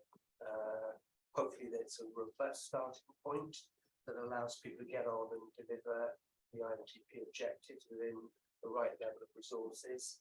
But we do know that during the course of the year there will be intelligence, and very often I talk about having early warning indicators about things that may be happening that we need to bring into our assessment of any sort of financial risks and opportunities. And I know the board have had some time previously informally to talk about where there may be some financial flexibility. So we will be on a regular basis looking at that risk and opportunity around financial resources. And I think where possible, looking to reallocate funds as that sort of picture moves, if you like. And I guess some of that comes back to the conversation that we had on the strategic pharmacy workforce plan. If there is that sort of financial flexibility that becomes available during the year, it will help us if we choose to sort of deliver on some of those priorities. So I think that's probably all I really wanted to cover in terms of the DOSH plan. Hopefully most of it is self-explanatory, but happy to sort of open it up for questions. Thank you. Okay. So, any questions or comments? No? Right. Sorry, Joe. Brief, very brief comment, Chair, if I could, and thanks, Glenn, for going through that. We know that, and it links to the other paper, the commentary findings. We know that we've had difficulty with spends and had to give that significant sense, and we know the reasons for that. But we occasionally, like at the end of the year, had quite a big swing. There was an additional underspend, and work was undertaken to see what the reasons behind that were. I suppose it's an assurance really as a board that that you had an opportunity to look at that and therefore that we can get early warning some of these issues as they come along, because we did have a difficult year last year in terms of understanding the drivers. So. Only because Glenn wasn't here, but we did have a paper factory executive that went through what had happened to the RBA and what needed to change. I'm not even sure whether Glenn was with us at that point, which is why I just jumped in. So that's my fault. That's what we did say we would provide a summary of those issues to the board. So that's my fault. But again, lost in translation between Glenn. But we did do that exercise and identified areas where perhaps we were having money when we didn't need to have the money because again it was strange to those individuals and the monitoring mechanisms, but also more focus on the delegate budgets to the organisation, for example, and also more kind of a joined up consistent message with our senior management team. We started that already and a couple of meetings with the past weeks to make sure we were on the same page. So the actions are underway. Yeah, a really good point. So I think there's a couple of things there. One is how we forecast through the organisation, and as Alex said, I think improving that communication between budget holders, our sort of being the deputies group and the senior leadership team, so that actually got that regular communication about what's happening, but actually if there are opportunities to do other things in delivering our ITP objectives then quickly, but still within the government framework, makes the decision to reallocate resources quickly. And I see that as being pretty much a continuous process through the year, so we are agile. Second point then really is making sure we've got that good intelligence that comes back to the work that we're doing on developing the data of the analytics. Just to know that that's reassuring to hear, because we've had conversations previously at board about knowing what the factors are that influence the spend or the underspend, our ability to undertake predictive financial modelling, which I presume, what you're talking about, so we can get that a little bit more robust, then I think that would be very helpful to use that predictive element. You switched the data, Sean, Yeah, would you like to come in? So off the back of that paper and the work that we did, we have established a test and finish group that looks at the performance information that is going into the recruitment of those places, particularly for September. I'm chairing that group, so it's in a partnership approach across the clinical areas, the financial areas and the data areas. And we're already having early conversations now about what is our predicted position for September, what are the points along that timeline where we get more clarity. So May is the next, May's information comes in, at what point in June can we take action, and then we're amalgamating that into the dashboard with financial information. It's a work in progress on our maturity, and we're probably bringing back the first cut of that dashboard to executive team at the end of June, but I think it will be in a maturing picture throughout this year and probably into next, but there is that conversation happening and the data is improving alongside that conversation. Right, so we're going to bring this to a close now. So the board's asked to agree the methodology utilised in establishing the 23-24 delegated budgets. Yeah. We've noted the financial framework that's set out in the IMTP. And we've noted and considered the key risks and opportunities outlined, including the ongoing work to effectively manage the use of resources. And I'm going to add the board's welcome the development of improving the data and understanding. Yeah. Okay, thank you very much. Now I want to be a little bit schizophrenic before we let Glyn off the hook. I want to jump to the urgent business that I added to the agenda, which is related to the implementation of the Strategic Mental Health Workforce Plan, and that's the grant award to Social Care Wales to support the implementation of specific actions within the mental health workforce plan. I'm sorry for the lateness of the paper, but this emerged on Tuesday, and as you've challenged about delivery and partnership, the permission to do this, I felt was such an important thing. We ought to bring it as an urgent matter to the day forward. So, Glyn, do you want to? Great, no, thank you. And if I could offer my apologies as well, because I don't like bringing papers to the board at short notice like this normally, but as you say, I think this is particularly important in terms of that delivery message as well. So again, hopefully people have had a chance to read the paper, albeit it didn't come out at short notice. This, as we discussed before, this is part of the funding to support the implementation of the mental health workforce plan. And essentially, as part of that plan, some of the funding of the activity and work will be undertaken by Social Care Wales. So there is an urgency to approving the transfer of that funding to Social Care Wales. The reason it's come to the board is that it actually exceeds the financial delegation limits that we have as individual execs, and needs to come to the board for approval, which is absolutely right. I would probably stress that actually we're seeking approval to do this for just this financial year. So in future years, what we would probably be looking to do is agree with Welsh Government that actually the funding is routed via social care through what normally what would happen would be changing the vote at government level, so that funding just flows directly to Social Care Wales. But that will be a conversation we'll have with Welsh Government in future years. For the purposes of this year, we're asking the board to approve that transfer. We use it, but we use our sort of grant process to make sure that's done appropriately, and that we've got both good governance but monitoring around the use of the money as well. Okay.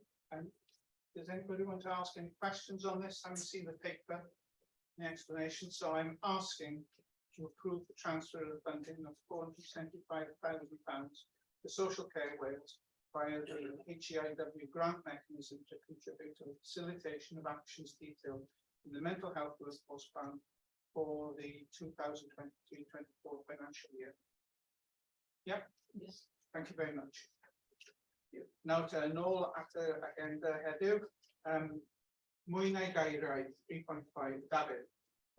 Diolch yn fawr iawn, Cadeirydd, presenting class. So, mae'r papur yma diweddaru bwrdd gwaith a'r adnoddau fydd yn cael ei llunio gan AaGIC i'r aceb i ddyfynion sy'n ymwneud â dau cynllun gan y Llywodraeth yn iaith Gymraeg. Y cynllun cyntaf, dim ond ar gyfer munud ag eiriau, a'r cynllun gweithredu cenedlaethol neu enwyd. Roedd y cynllun dilynedd llwyth gwaith grŵp arbennig gan y Llywodraeth ar munud ag eiriau, ac wrth gwrs roedd ei Gymraeg Cymraeg i Owen am grŵp, ac mae'n gwisgo gyda rôl sylweddol hyd yn grŵp hynny. Mae hefyd yn bwysig nodi bod y ddau cynllun yn creu rôl genedlaethol i AaGIC o ran yr iaith Gymraeg am y tro cyntaf. A gan hynny mae'r papur felly yn amlinellu yr adnoddau ychwanegol yn bwriadu osod yn AaGIC i sicrhau bod yn gallu ymateb i gyfyngu'r ddau papur. Gyfynir i'r bwrdd nodi mae AaGIC fydd yn cyllido y tîm mwyn ag eiriau i ddechrau efo hynny. Mae'r papur hefyd yn gofio bod nodi ysgolch yn dda bod rôl y pennaeth yn parhaol, ond y ddau swydd arall yn rhai ar gyfer cyfnodol i ddechrau. Bydd hynny felly yn caniatáu amser i drafod gyda'r Cymru, bod bwriad i ariannu'r mor hir. Felly i gloi gyda rhyw gyfynir i'r bwrdd ysgolch a nodi'r papur o ran sicrwydd, ni'n camau ydyn ni wedi bod yn lle, ac yn hefyd o'n cynodiaeth bwrdd o ran y Has everybody understood this now? Translation work? Yeah. Okay, so this is really a very important piece of work. And we heard a lot about not setting ourselves up there, setting ourselves up to succeed. So this is a big piece of work, and it is very visible. It will be very visible to people outside of the organisation. So are there any questions or comments on this paper? John? Thank you, Chair. So I support the paper. A question that I want to ask is in relation to the justification for the financial implications and a head at 8C. So what is the justification and how will we scope that role to result in those financial implications, get the financial implications associated with the C? I just want some reassurance that that there's been a process to get us to justify that significant post.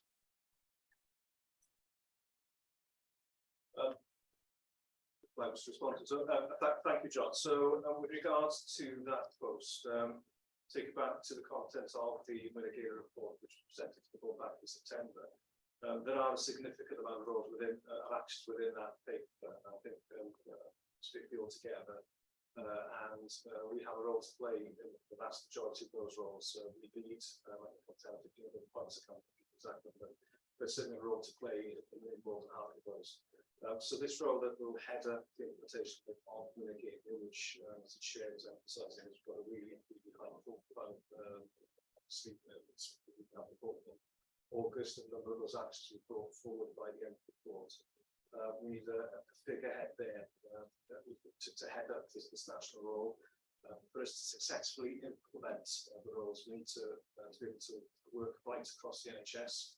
It's not going to be a matter specifically for HEIW. We need to kind of be influencing and dealing with all the boards and the trust to ensure that we're implementing these actions. And given that, we feel that we need the to be headed up by a figure that has got that kind of impact, and we're able to influence right across the NHS, which is an incredibly difficult thing to do. We do feel that the Mitigator team is suggesting very much a first step in the process. This is a 5-year plan. It is new. It's quite difficult to assess exactly what the requirements would be. But it is clearly very, very ambitious.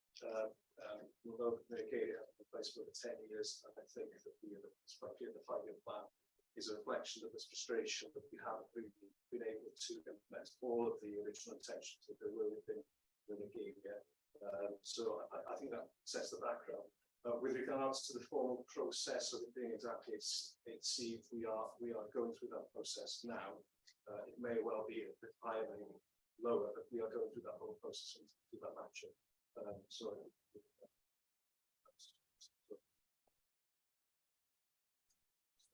back to John's point, this is an important point. Yeah, I think we haven't completed the NC process. You're right, it might not be an NC, it's ahead of certain requirements around it, which as David had explained, are around that sort of system leadership role, but also I think autonomous working as well, and being able to take the initiative on things and set the direction for us, which requires, I think, a relatively senior post in the organisation.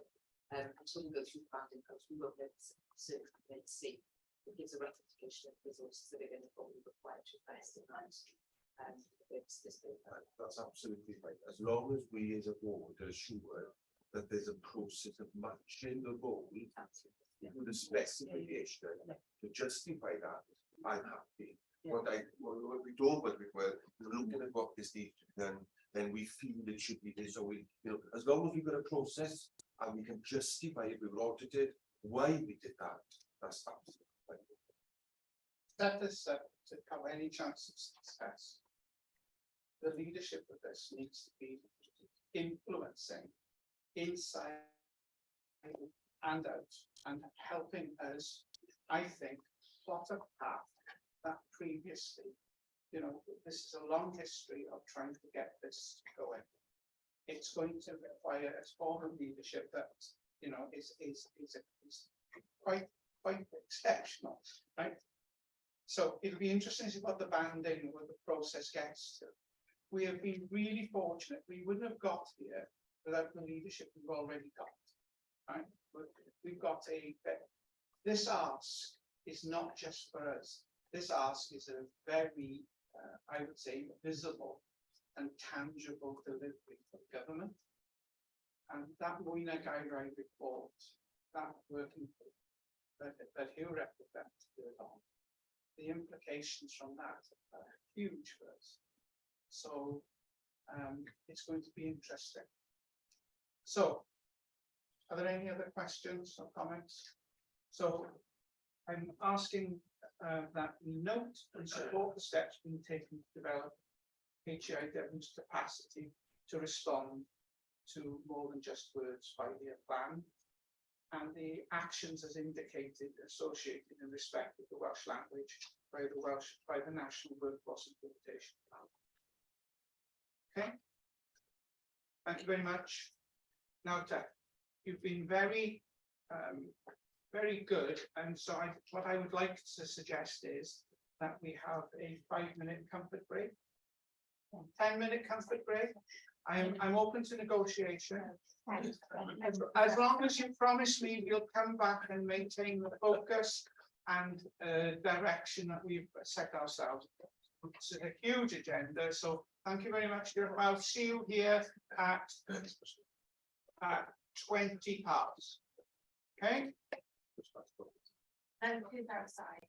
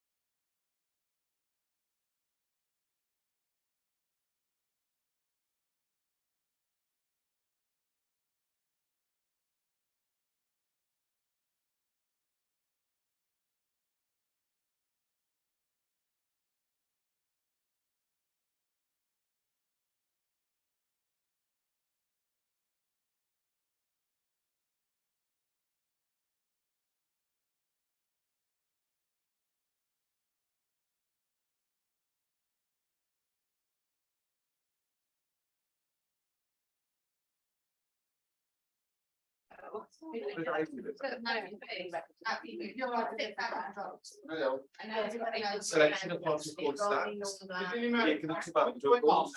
Yeah, we are. Hang on, I was gonna. Anything about it? I just the lady on the golden shop that does the thing, you know.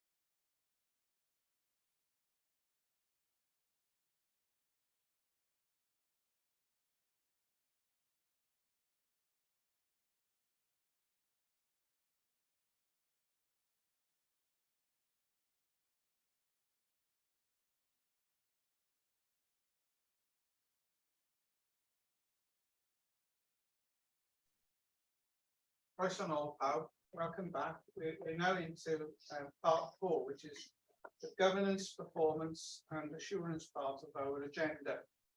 So, Lynn, we're into agenda item 4.1, which is the finance report. Yeah, thank you. So you have the month-one finance report for this financial year.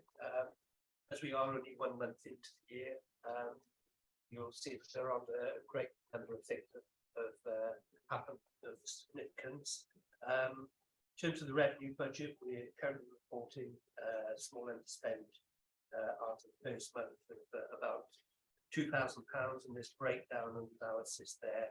There are 1 or 2 variances that we're doing some more detailed work on just to understand, because you would normally expect that after 1 month and having set some new budgets.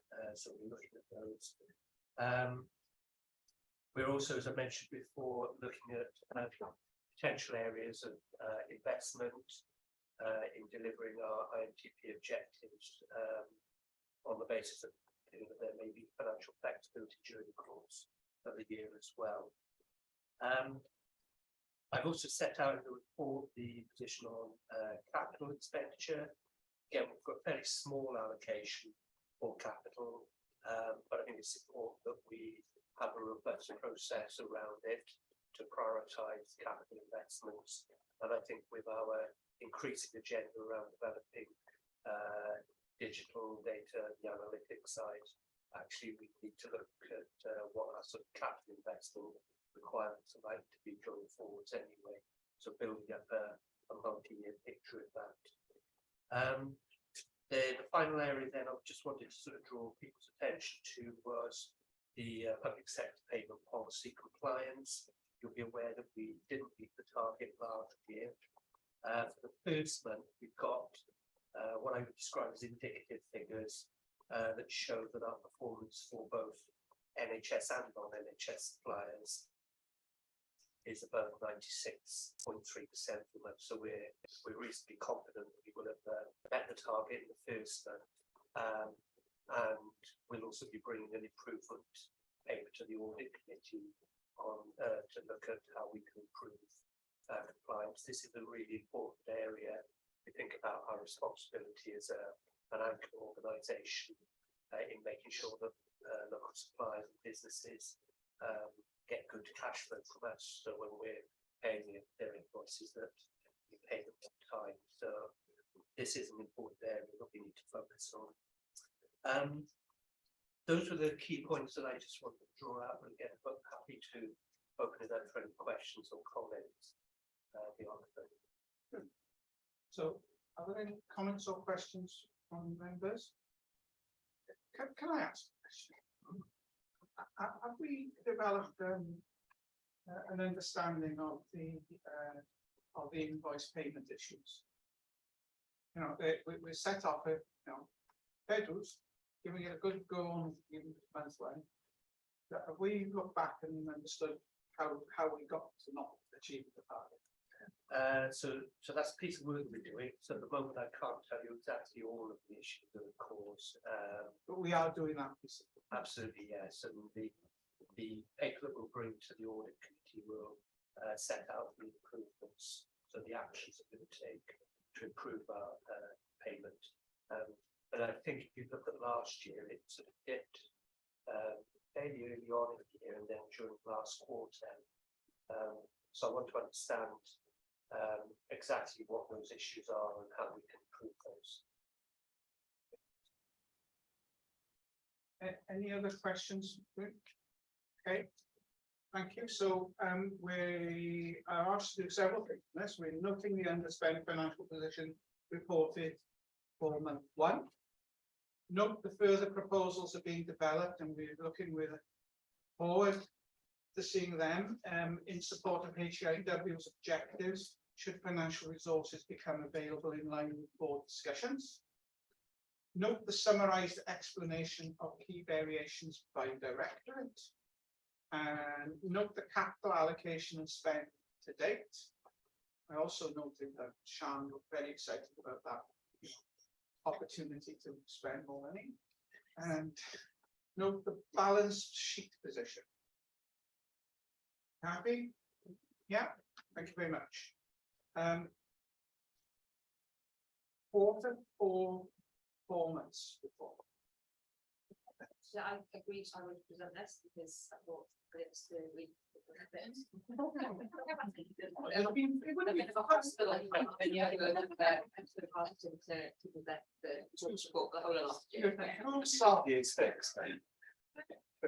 So yeah, I went time later. So this it is the end of year performance report. So it gives an overview of the whole year's performance, not just the developments in quarter 4. And obviously it's the last quarter type of format because we are shifting into new performance framework with the board cycle for the last board meeting. So overall, there's no significant change in this report to the report that we had at our last board meeting, which was quarter 3. There are some things that are just worth emphasising, I think, in this report. So it gives the end of year position in relation to our strategic objectives.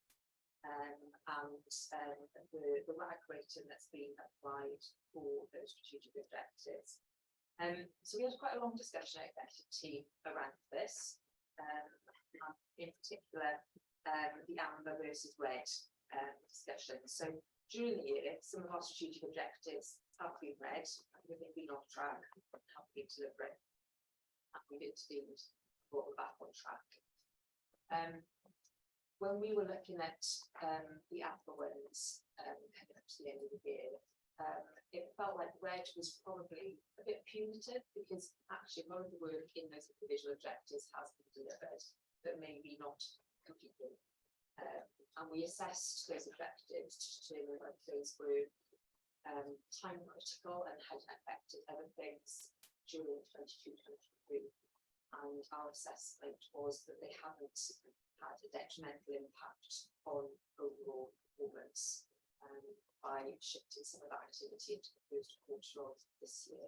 So I just wanted to explain that to the board because I always look at these things and say there's no breaks, that's a bit strange. I know Jill does as well, so I'm we have Jill's question too.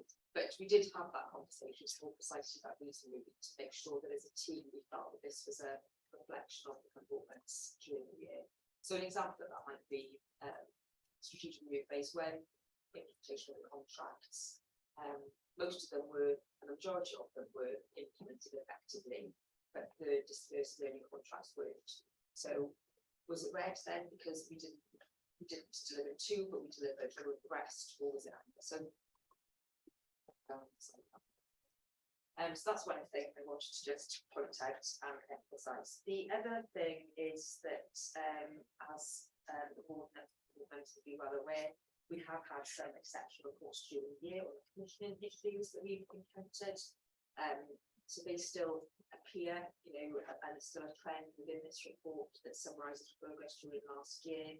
Again, I'm not going to labour those issues here because we have had those conversations before, and Sian's already mentioned the group that is now in place to oversee how we get those early warning systems during the course of this year, and particularly in Lisa's area, there's a whole range of additional initiatives in place to try and influence and make sure that we can get closer to achieving the works that we want to see for the coming year. So there's a lot of activity already in place in light of the learning from those commissioning members. An area that we are not happy with is clearly our PADR rate, and we've had conversations as part of the end of year reviews with teams about why certain areas are falling behind this year, and we're having an in-depth conversation about the details of that team for the next couple of weeks, because clearly this is not just about whether the target is achieved or not. It is fundamentally important to us as a workforce organisation that every member of our workforce has the opportunity to have that important conversation about progress and objectives, and training development needs, and we have to reflect that as a strategic workforce body. So we would absolutely recognise that the board's not good enough there. We need to make sure we can support and actually necessarily.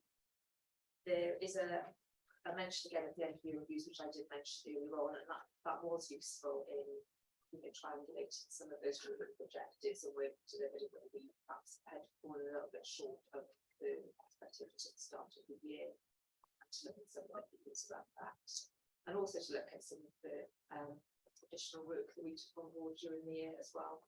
So again, the strategic objectives don't fully reflect some of the additional work that we had, and in particular some of the work associated with our accountability systems, which you'll see in the body of the report. One of the themes that is really interesting that's come out of the end of the reviews that we probably need to bring a report back on, the issue of the demerits, was the way in which there is a demand from trainees to have much more of an individualised training pathway, whether that be less than full time or an active placement experience.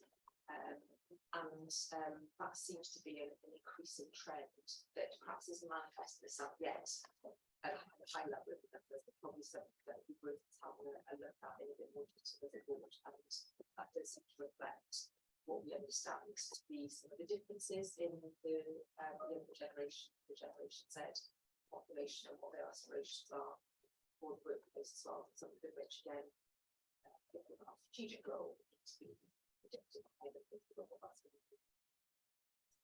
So as we go through the course this year to get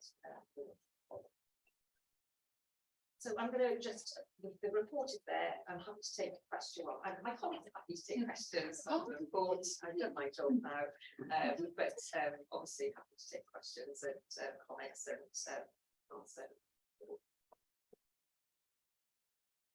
Tina, Joe? Thanks for the report. A lot of detail in there, and you've already commented on with regards to Lisa addressing some of the issues that we put up with the education training. I've had some information on that, but I just wondered about the internal performance, because you mentioned the performance review staff, but compliance training, classroom and mandatory training, core staff, then just wondering whether there is risk attached to that. Statutory training and mandatory training, and why it's not really 100%, that you start we can find that with the organisation. So obviously we didn't need the 85%. Okay, it's you don't get 80% because let's say really opportunity once elsewhere, they're still collecting matters. So this is the highest we've been, which is positive, but obviously it's still below the target. I mentioned earlier on today that we had quite a lot of turnover, and some of that has been in leadership roles. And from the feedback that we started to do now, the last year that actually has the distinction interventions. So we're looking at it, it's not a risk to our business because the types of roles that people are doing. Obviously, what you've got on the dashboard is the core staff, and then you've got sessional workers. We have sessional workers. All of those sessional workers with health boards, so they will be doing the staff management. So it's actually they don't have to do a second. That's not how we put it. So the 84% core staff we mentioned be helpful. There's no risk to be looking at it. Not. Yes, I have very minor points on that as well. So I thought perhaps I've jumped the joke. And I just wanted to ask whether the board is compliant with statutory and mandatory training, really, by example. And if not, we should.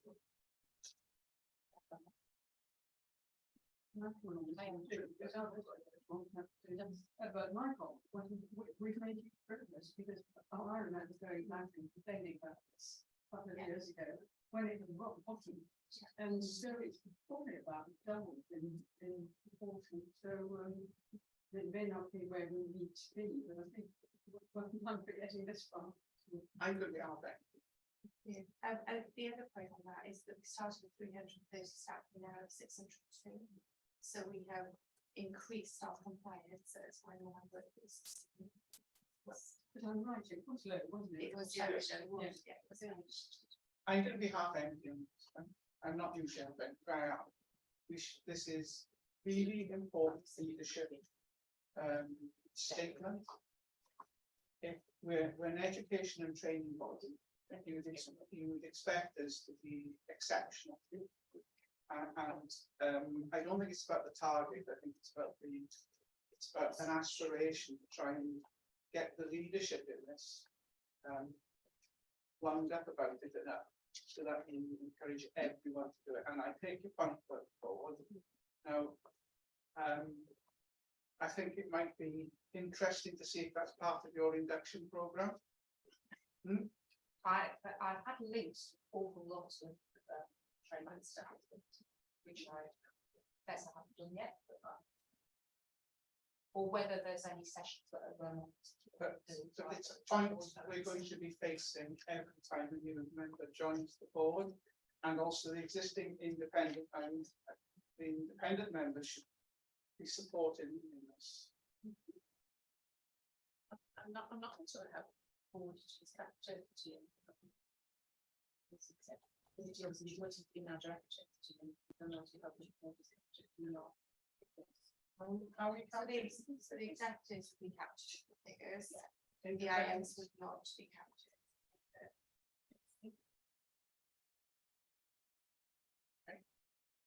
Joe.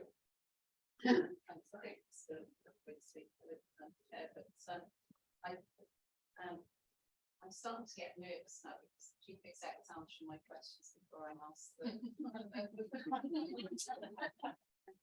So I must be question. Well, no, it just shows that we are getting those things through. They're having an impact. And I have to confess, I did oscillate on this one between my half full and my half empty glass. In terms of fantastic congratulations to the organisation and everybody's delivered on this. And then that little nagging thing on my shoulder that said, well, we challenging enough because we haven't got reds. So I think you partly answered that in terms that when we looked at it in terms of the risk of the business. But to pick up on the training issue, because that's something the audit committee have recently asked for information from David on and chance supplying that. We felt that there was a slight risk to the business in terms of some mandatory training almost being optional. Because people weren't necessarily complying with that. And so I would perhaps expect that to be read, because we haven't hit the targets, but I understand the development of the orange and red bit that you talked about, Alex, at the exec team. I completely understand that's about the advantages, but it would be a question that the outside world would ask, why haven't they got anything that's red, and if we haven't complied with certain things? So I just thought maybe we need to reflect on that. I know the audit committee, and it's in the feedback on the data.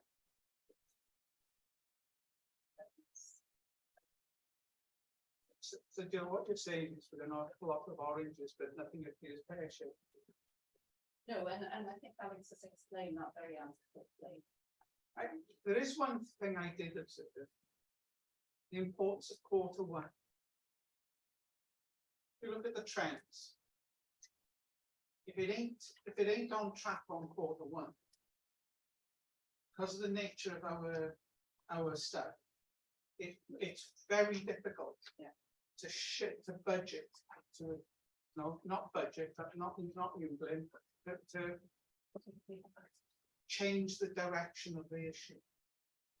So is there something we should be doing in the last quarter of the previous year in order to optimize or identify areas that need a real worry going into Q1? Is that, am I expressing myself clear enough? Of the things that we were, that there's three new ones that I can see, or two new ones, sorry. I find the arrows to show the trajectory, but they're almost always horizontal. Is there anything we can be doing as a preemptive to change the trajectories?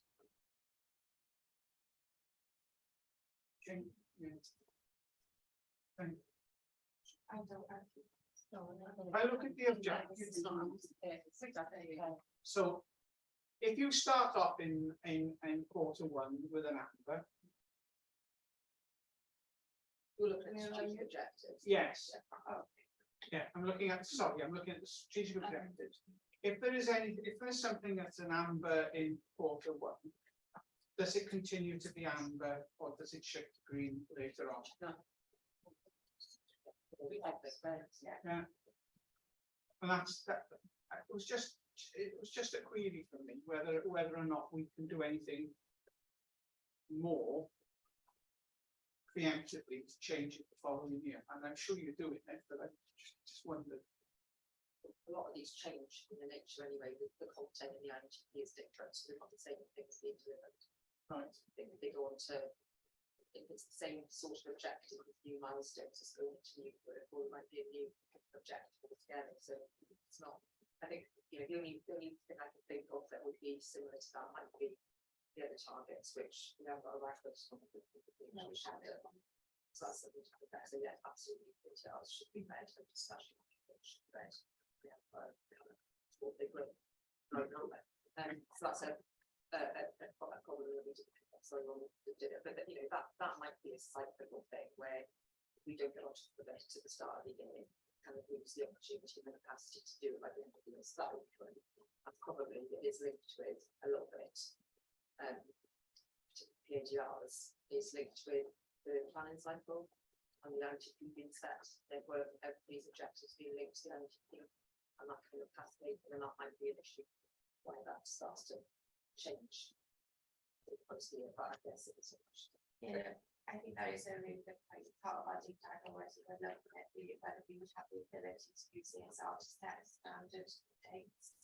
We give 6 weeks tolerance or ESR says you did it on this day last year, it's 12 months, it's now overdue. Whereas actually, if you haven't set the objectives for the team at that point, you would take the experiment. And that's reasonable and sensible, and so we're trying to find a technical solution to help us. Slightly issue we have with training, right? Yeah, no, it is a little bit that complex. John? Thank you, Chair. I think it's right to note credit to the team in terms of the performance report has developed. I certainly find it far more helpful, and particularly the dashboard, to give a snapshot of where we are.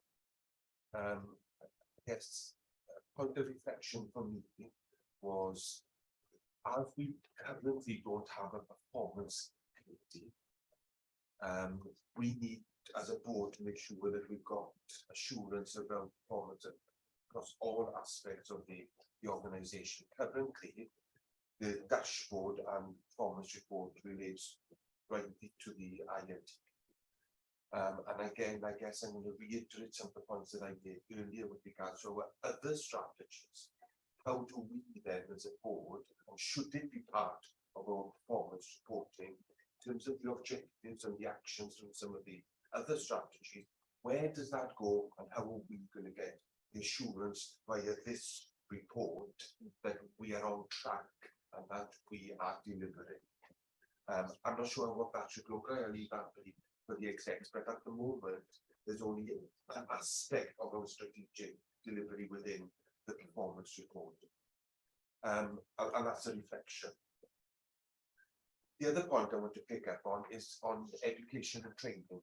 And I'm sure that what I'm going to say is we all know, but I think within the last month or so, I've become more acutely aware. I think that this is more of a problem than perhaps we really think is an issue. And that is the education bit that is talked about in terms of recruitment, retention within HEIWs.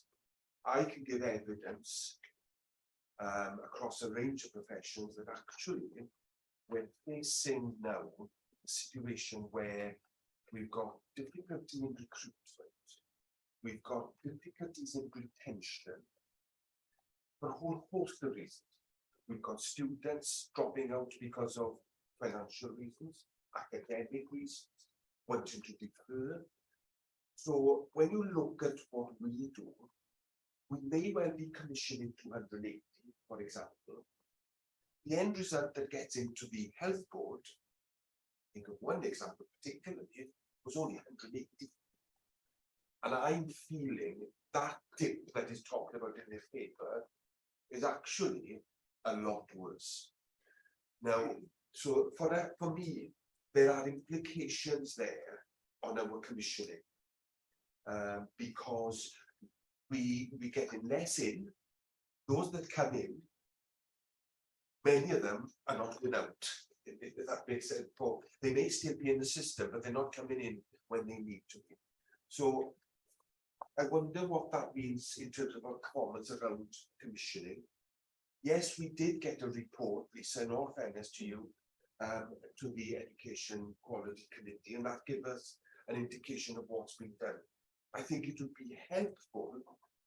We link this to Risk 18, which is a paper that's coming on, which is already read. We can have worse than read. I think we're heading in that direction. I think there needs to be some sort of paper on the impact of what we're doing and how we're monitoring the action that you're putting in. I'm not making any criticism, but we were assured in that committee that we've got actions in place, but actually, how we monitoring those impacts, those actions and those impacts, etc. You got us smiling. This is where we, this is where we're working. So to give that assurance, that's the ethos really of the task and finish group that we've put together. We know we've got some issues with some of the data, but collectively between the performance team, between Lisa's team, between Push's team and my team, we are coordinating that piece of work. We've got a pipeline dashboard going back to Tina's continuous point about first destination, where they end up, where they fall out, what's the demographic.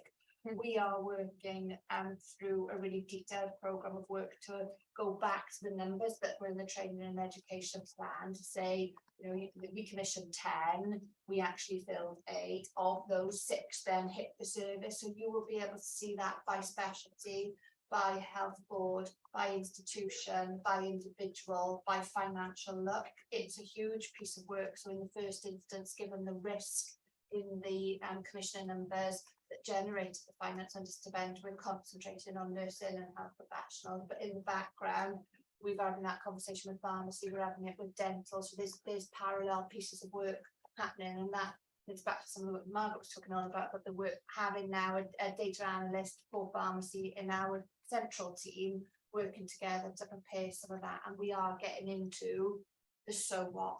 So is the mitigation that we're putting in place comparable to the size of the gap? So we're working that through now for September, but I think when we come to February that'll be more mature, and you know it's an iterative process around that.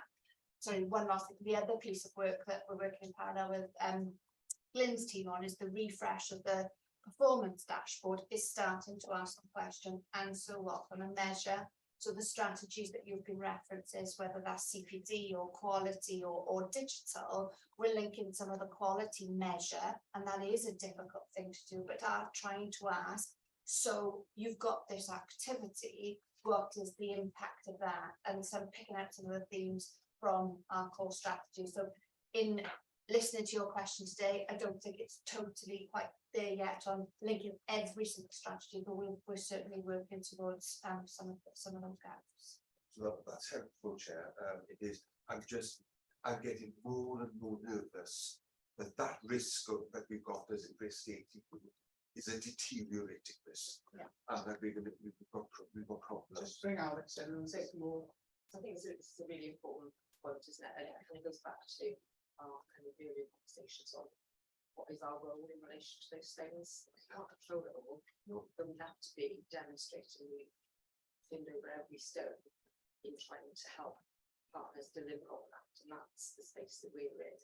So, you know, what Sian's team is trying to make sure is that those schemes that you've heard about through the Educational Quality Committee, they weren't just schemes on paper that we then don't think about until it's too late, that they are being overseen and measured as we hit that trajectory.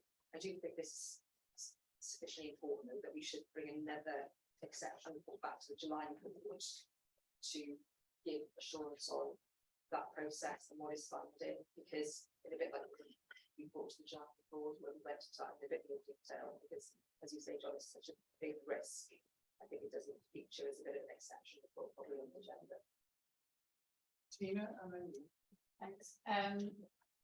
We actually raised all this, and I know we raised it at first destination, but we had this discussion at the education committee in March, and actually in the paper that we requested the deep dive into this, and we agreed with the executive team to present a plan to the committee to provide assurances in relation to that. So we've already asked for that in the committee, and I know that you've agreed to work on that, so it's Sian, and it's across not just it's all Lisa's work.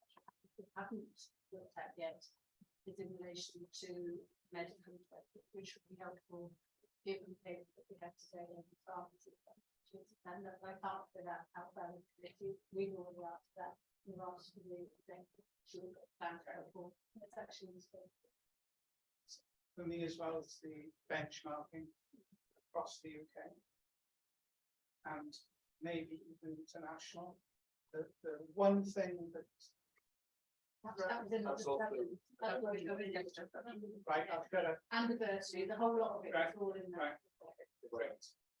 Okay. I just think it's been said really, but I was very struck with Alex's comments at the beginning about the emergence of the need for personalised training programs and that growing. Because I was also at the same time thinking about the support that we need for international medical trainees and graduates. So if you sort of put that together, you've got a package which is looking like extending, you know, it's making quite a bit more unpredictable. So the productivity from our investments, and I was thinking that I'm going to raise it, I think it's really look at this. Yeah, we really need to be listening very carefully to the students and the trainees, being really close to that intelligence alongside our university colleagues, our higher education students. I think we need to understand it as much as they're understanding it. That's, you know, there are big risks, but there are also opportunities to change. I think that it's about how we react to those emerging challenges. Lisa? And it's also remembering that with some of those initiatives that we are working on and actually putting forward to raise dependency and some of them actually on large government to actually immunity to finish as well. So you mentioned pre-registration and international students, that's still awaiting. The bursary, yes, we're on the program and all that. This is not yet. Right. Any other questions about the performance report? Donna, you're new, having read the performance report. Did it tell you a lot? Or? Well, it was very helpful that it was on this pack of papers for me to understand where we were, and I thought I know you said there's some changes coming and where, but I did think it was a very useful report. Right. So we've been asked to review the report, and we've had an opportunity to explore the assurance. We've also identified very clearly and very much in line with the Education Commission and Quality Committee, the risks, and I think we ought to welcome our kind offer of bringing a further exception report in July, which gives a little bit more focus and updates us on the progress. The only question I was going to ask you, Sean, was when. Right? Yeah. I do think it's an iterative. We are coming from a very low level of maturity of data within this organisation, and some of that we can describe what we haven't got, but maybe the actions that we're taking, and that will mature over time. So I don't think we can forget, welcome the progress. And I think that has come a long time, but we've also got a long way to go. So I'm maybe trying to manage. So I have now identified my the D, which is the date. Right? Yeah. So alongside the danger, the dark delivery of the date. We will be able to present something in the July meeting, but that won't be the finished article, or there will be with caveats, and also the data is one part of the story. The action about making it better is the other. Okay, thank you very much. And 4.3 Foundation Economy Qualitative Report for Welsh Government. Thank you. I'll try and be brief on this one. This is a biannual report which the board will have received a previous report on how we're embedding the foundation economy principles. The paper sets out 4 areas that we're focused on, and again, I think it's quite useful to see some of the activity that's going on across those areas. But sometimes when we talk about some of the dispersed learning programs that we've got in place, the nursing program in Bwrdd, I think, are examples of where we are actually applying those principles and absolutely doing the right thing. So this is, as I say, this is a biannual report that we submit to Welsh Government. There aren't any sort of significant issues in terms of risk in terms of the paper, so it is very much for information for board members, but again, happy to open it up for any questions or comments. Good day personally. You know, I thoroughly enjoyed reading it. It's too good just to send it to the sector. I think we can make a big contribution to our commissioning to communities right across Wales directly. But just think about the contribution by people attaining education, training standards. That's a game changer. So, are there any questions or comments from board members? In that case, then, we're asked to welcome and note the report to Welsh Government. Then 4.4, you've had a busy meeting, I think. Decarbonisation, you've done a lot in 3 weeks. Qualitative report. Performance stats. Yeah. Well, unless if Alex will let you go now, she's got the bit between it.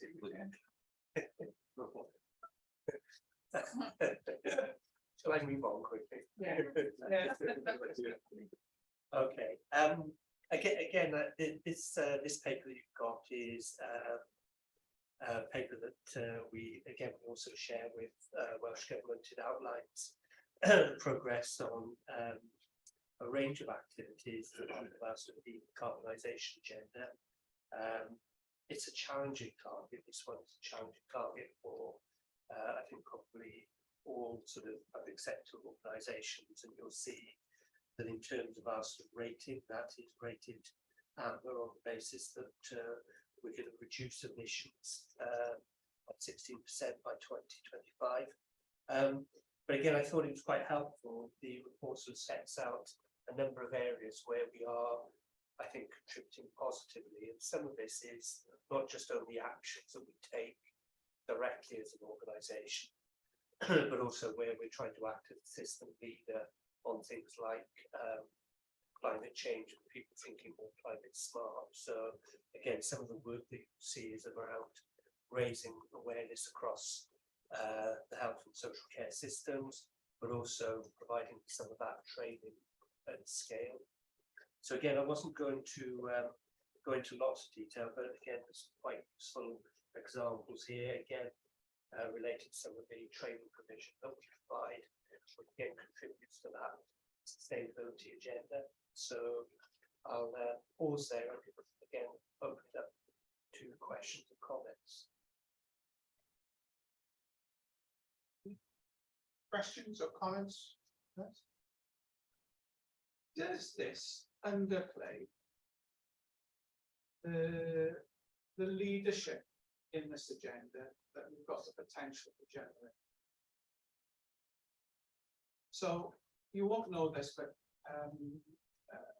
2 years ago we had a fellow who was based at University Hospital of Wales, and as part of their year's project, they helped develop and lead the nitrous oxide study, and came up with a business plan and took it through board level at Cardiff and Vale University Hospital, University Health Board. So, and that has subsequently been taken up by many more health boards, and we've got a more and more people from all the professions now in that fellows group. There is a transference of skills and knowledge in there that then leaves there and goes out in the next lot coming. I just think I like us to be seen as being helpful to the system. You couldn't count it directly as but the effect of actually training people as healthcare professionals to consider the green agenda as part of health, well-being and sustainability. So I think we had a discussion with the Future Generations Act Commissioner. I think our leadership bit, I don't know whether this is part of the leadership program, Alex. You know, we are stimulating a lot of interest or have the potential to stimulate interest and expertise in this field. Yeah, and I think probably there is a wider potential, and there probably are things that are going on that we're probably not capturing in this as well. I also think it goes to the heart of the quality agenda. Goes straight to the heart of the quality agenda. There's air quality directly related to mortality, morbidity, antibiotic use and waste. Awareness that when you're using disposable instruments, where are they from? You know, there's a wide implication about the education and training we provide and the support in the leadership space that flows out and gets amplified. And it may be that we've just been a bit perhaps too modest in terms of some of the training that we are trying to provide, where we are in delivering some of that. But I don't think this questionnaire actually, this questionnaire that we fill in takes us into the direction that the delivery organisation. It doesn't take us into the agenda that we face, which is developing people and developing leadership. So I just think in the future, I wouldn't just stick to the exam questions. I would, follow my example in my appraisal documentation, you know, just using the excuse to get your messages. Yeah. Because then you get started. I've taken board all of that actually, the inputs we have. It brings us back to the input on a very small one in the covering paper. It says if we're able to recruit a volunteer to share with it will impact on delivery of the decarbonisation strategy and in compliance impact and reputation impact. If this is a report going on, how have we tried to recruit a volunteer to do it? And is there something being pushed towards and given an opportunity? I think we encourage volunteers, so I think that's in our approach to so far. But, Just thinking if you're sending this on to Welsh Government, it'd be nice.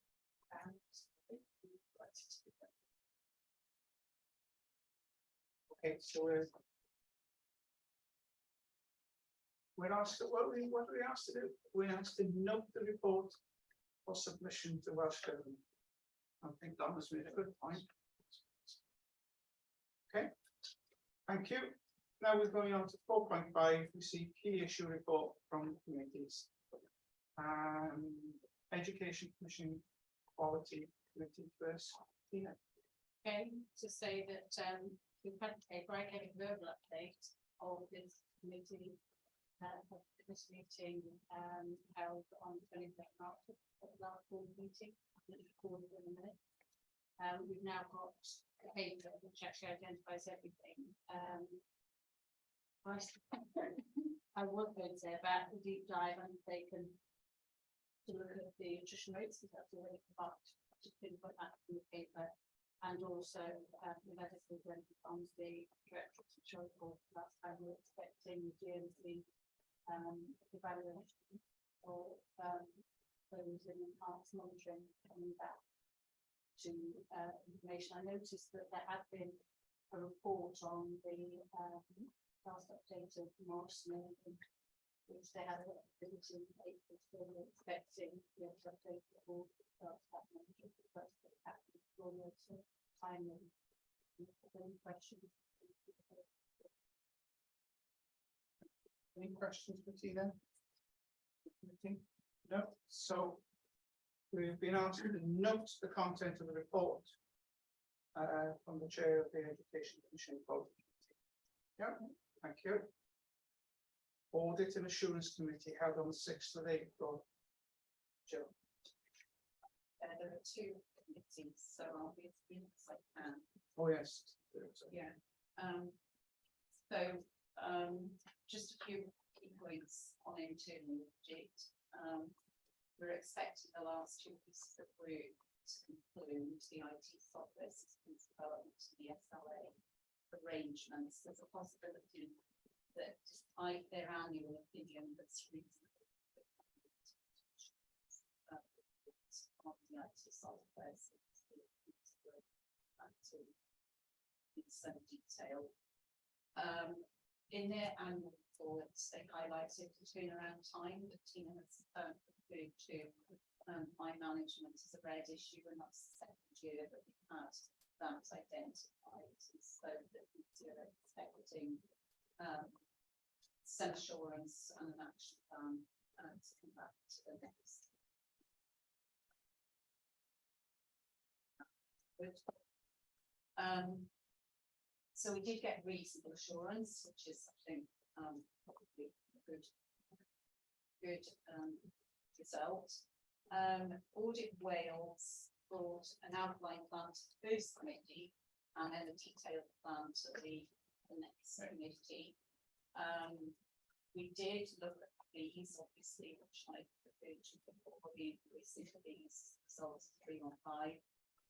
We didn't approve the detailed plan at the committee. We asked for some further information in terms of scheduling of payments and delivery of work. So we're anticipating some reflection on that.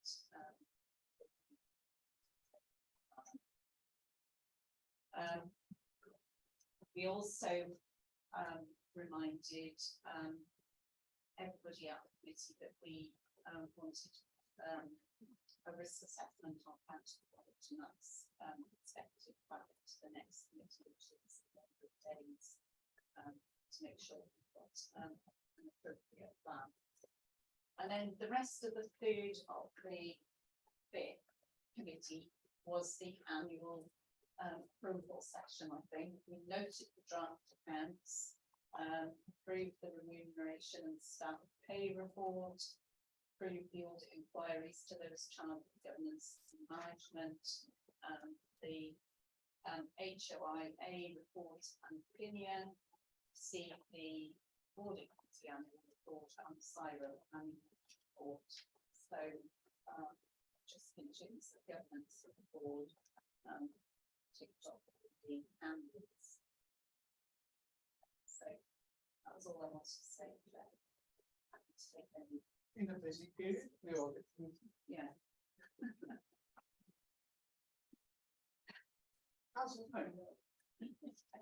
And you had a new board, you had a yes, yes. I should have. So any questions, Jill? Very grateful to the leadership in the Education Commissioning Party Committee and the Audit Committee. Really important. So we're asked to note the content of the report from the Chair of Audit and Assurance Committee and note the content of the Audit and Assurance Committee annual report. Appendix 3. Yes? Okay, governance, leadership and accountability standard 4.6, David. Diolch yn fawr iawn, Cadeirydd. Felly, papur i'w ystyried a'i nodi ydi hon. O ran cefndir, mae'n ddynol i AaGIC darparu record o'i gydymffurfiaeth ag elfennau perthnasol o'r bod llywodraethu corfforaethol. Ac mae hwnnw wedi atodi rhan o un asesiad o'r gydymffurfiaeth.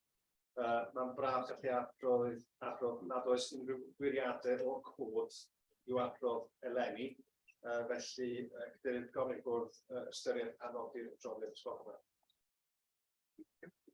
Any questions or comments for David? No? Okay, so we're asked to note the assessment of the board's compliance with corporate governance code for assurance. You happy? Yeah, thank you. Forward work programme, agenda item 4.7, David. Diolch yn fawr iawn, Cadeirydd. Felly, papur yn gofyn am gymeradwyeth ydy hon ar gyfer blaen raglen o waith y bwrdd eleni. Mae blaen raglen gwaith y bwrdd yn atodiad 1, tra bod blaen raglen ar gyfer sesiynau datblygu'r bwrdd yn atodiad 2. Yn bwysig pwysleisio mae fframwaith ydy'r dogfennau hyn, mae'r sefyllfa'n ddynamig a mae'n bosib bydd y sefyllfa newid. Felly, gyfeiriad I aelodau ysgolfa gyda'r dwylo.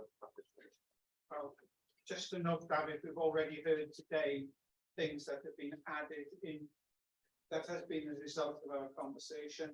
As a framework, we're asked to note this, but fully welcome and recognise the flexible nature that we can add in on this, as we identify issues that need to be dealt with. Okay, can I ask you to approve this forward work programme, recognising that it's in transition? Thank you. The corporate risk register, has everybody looked at the corporate risk register? Yeah, it's a serious piece of kit, this corporate risk register. And I'm asking you to note the report for assurance unless there's any, John? Chair, can I just make a suggestion in line with the conversation that we've had? Perhaps the executive team review risk rating in line with the conversation. It is red and stable at the moment. I'm not predicting what that should look like for you, but I think we should review it. The risk. The extent of the risk, whether it's deteriorating, whether it's getting better, the actions that we've got there, etc. Trajectory and penetration and mitigation. Yeah. I can't put things on that one. Okay, and just to say that, thank you for that point, and we do look to review our risks on at least a monthly basis. Okay, all right, so that's an action. Thank you. And then in committee decisions, they're there for you to be noted. So we've dealt with part 6, which was the urgent any other business. Board members need to know that we will be appearing at the Royal Welsh Show. We'll have a stand there. It's going to be interesting. And I look forward to seeing you here again. Sometimes. All right.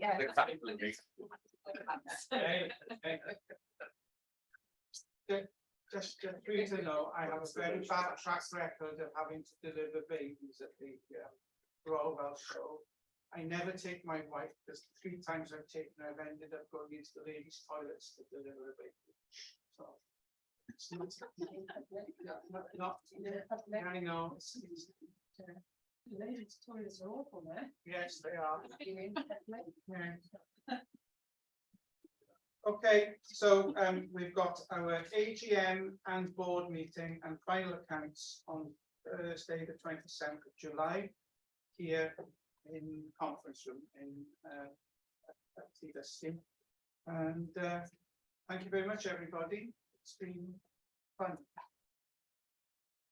Lunch.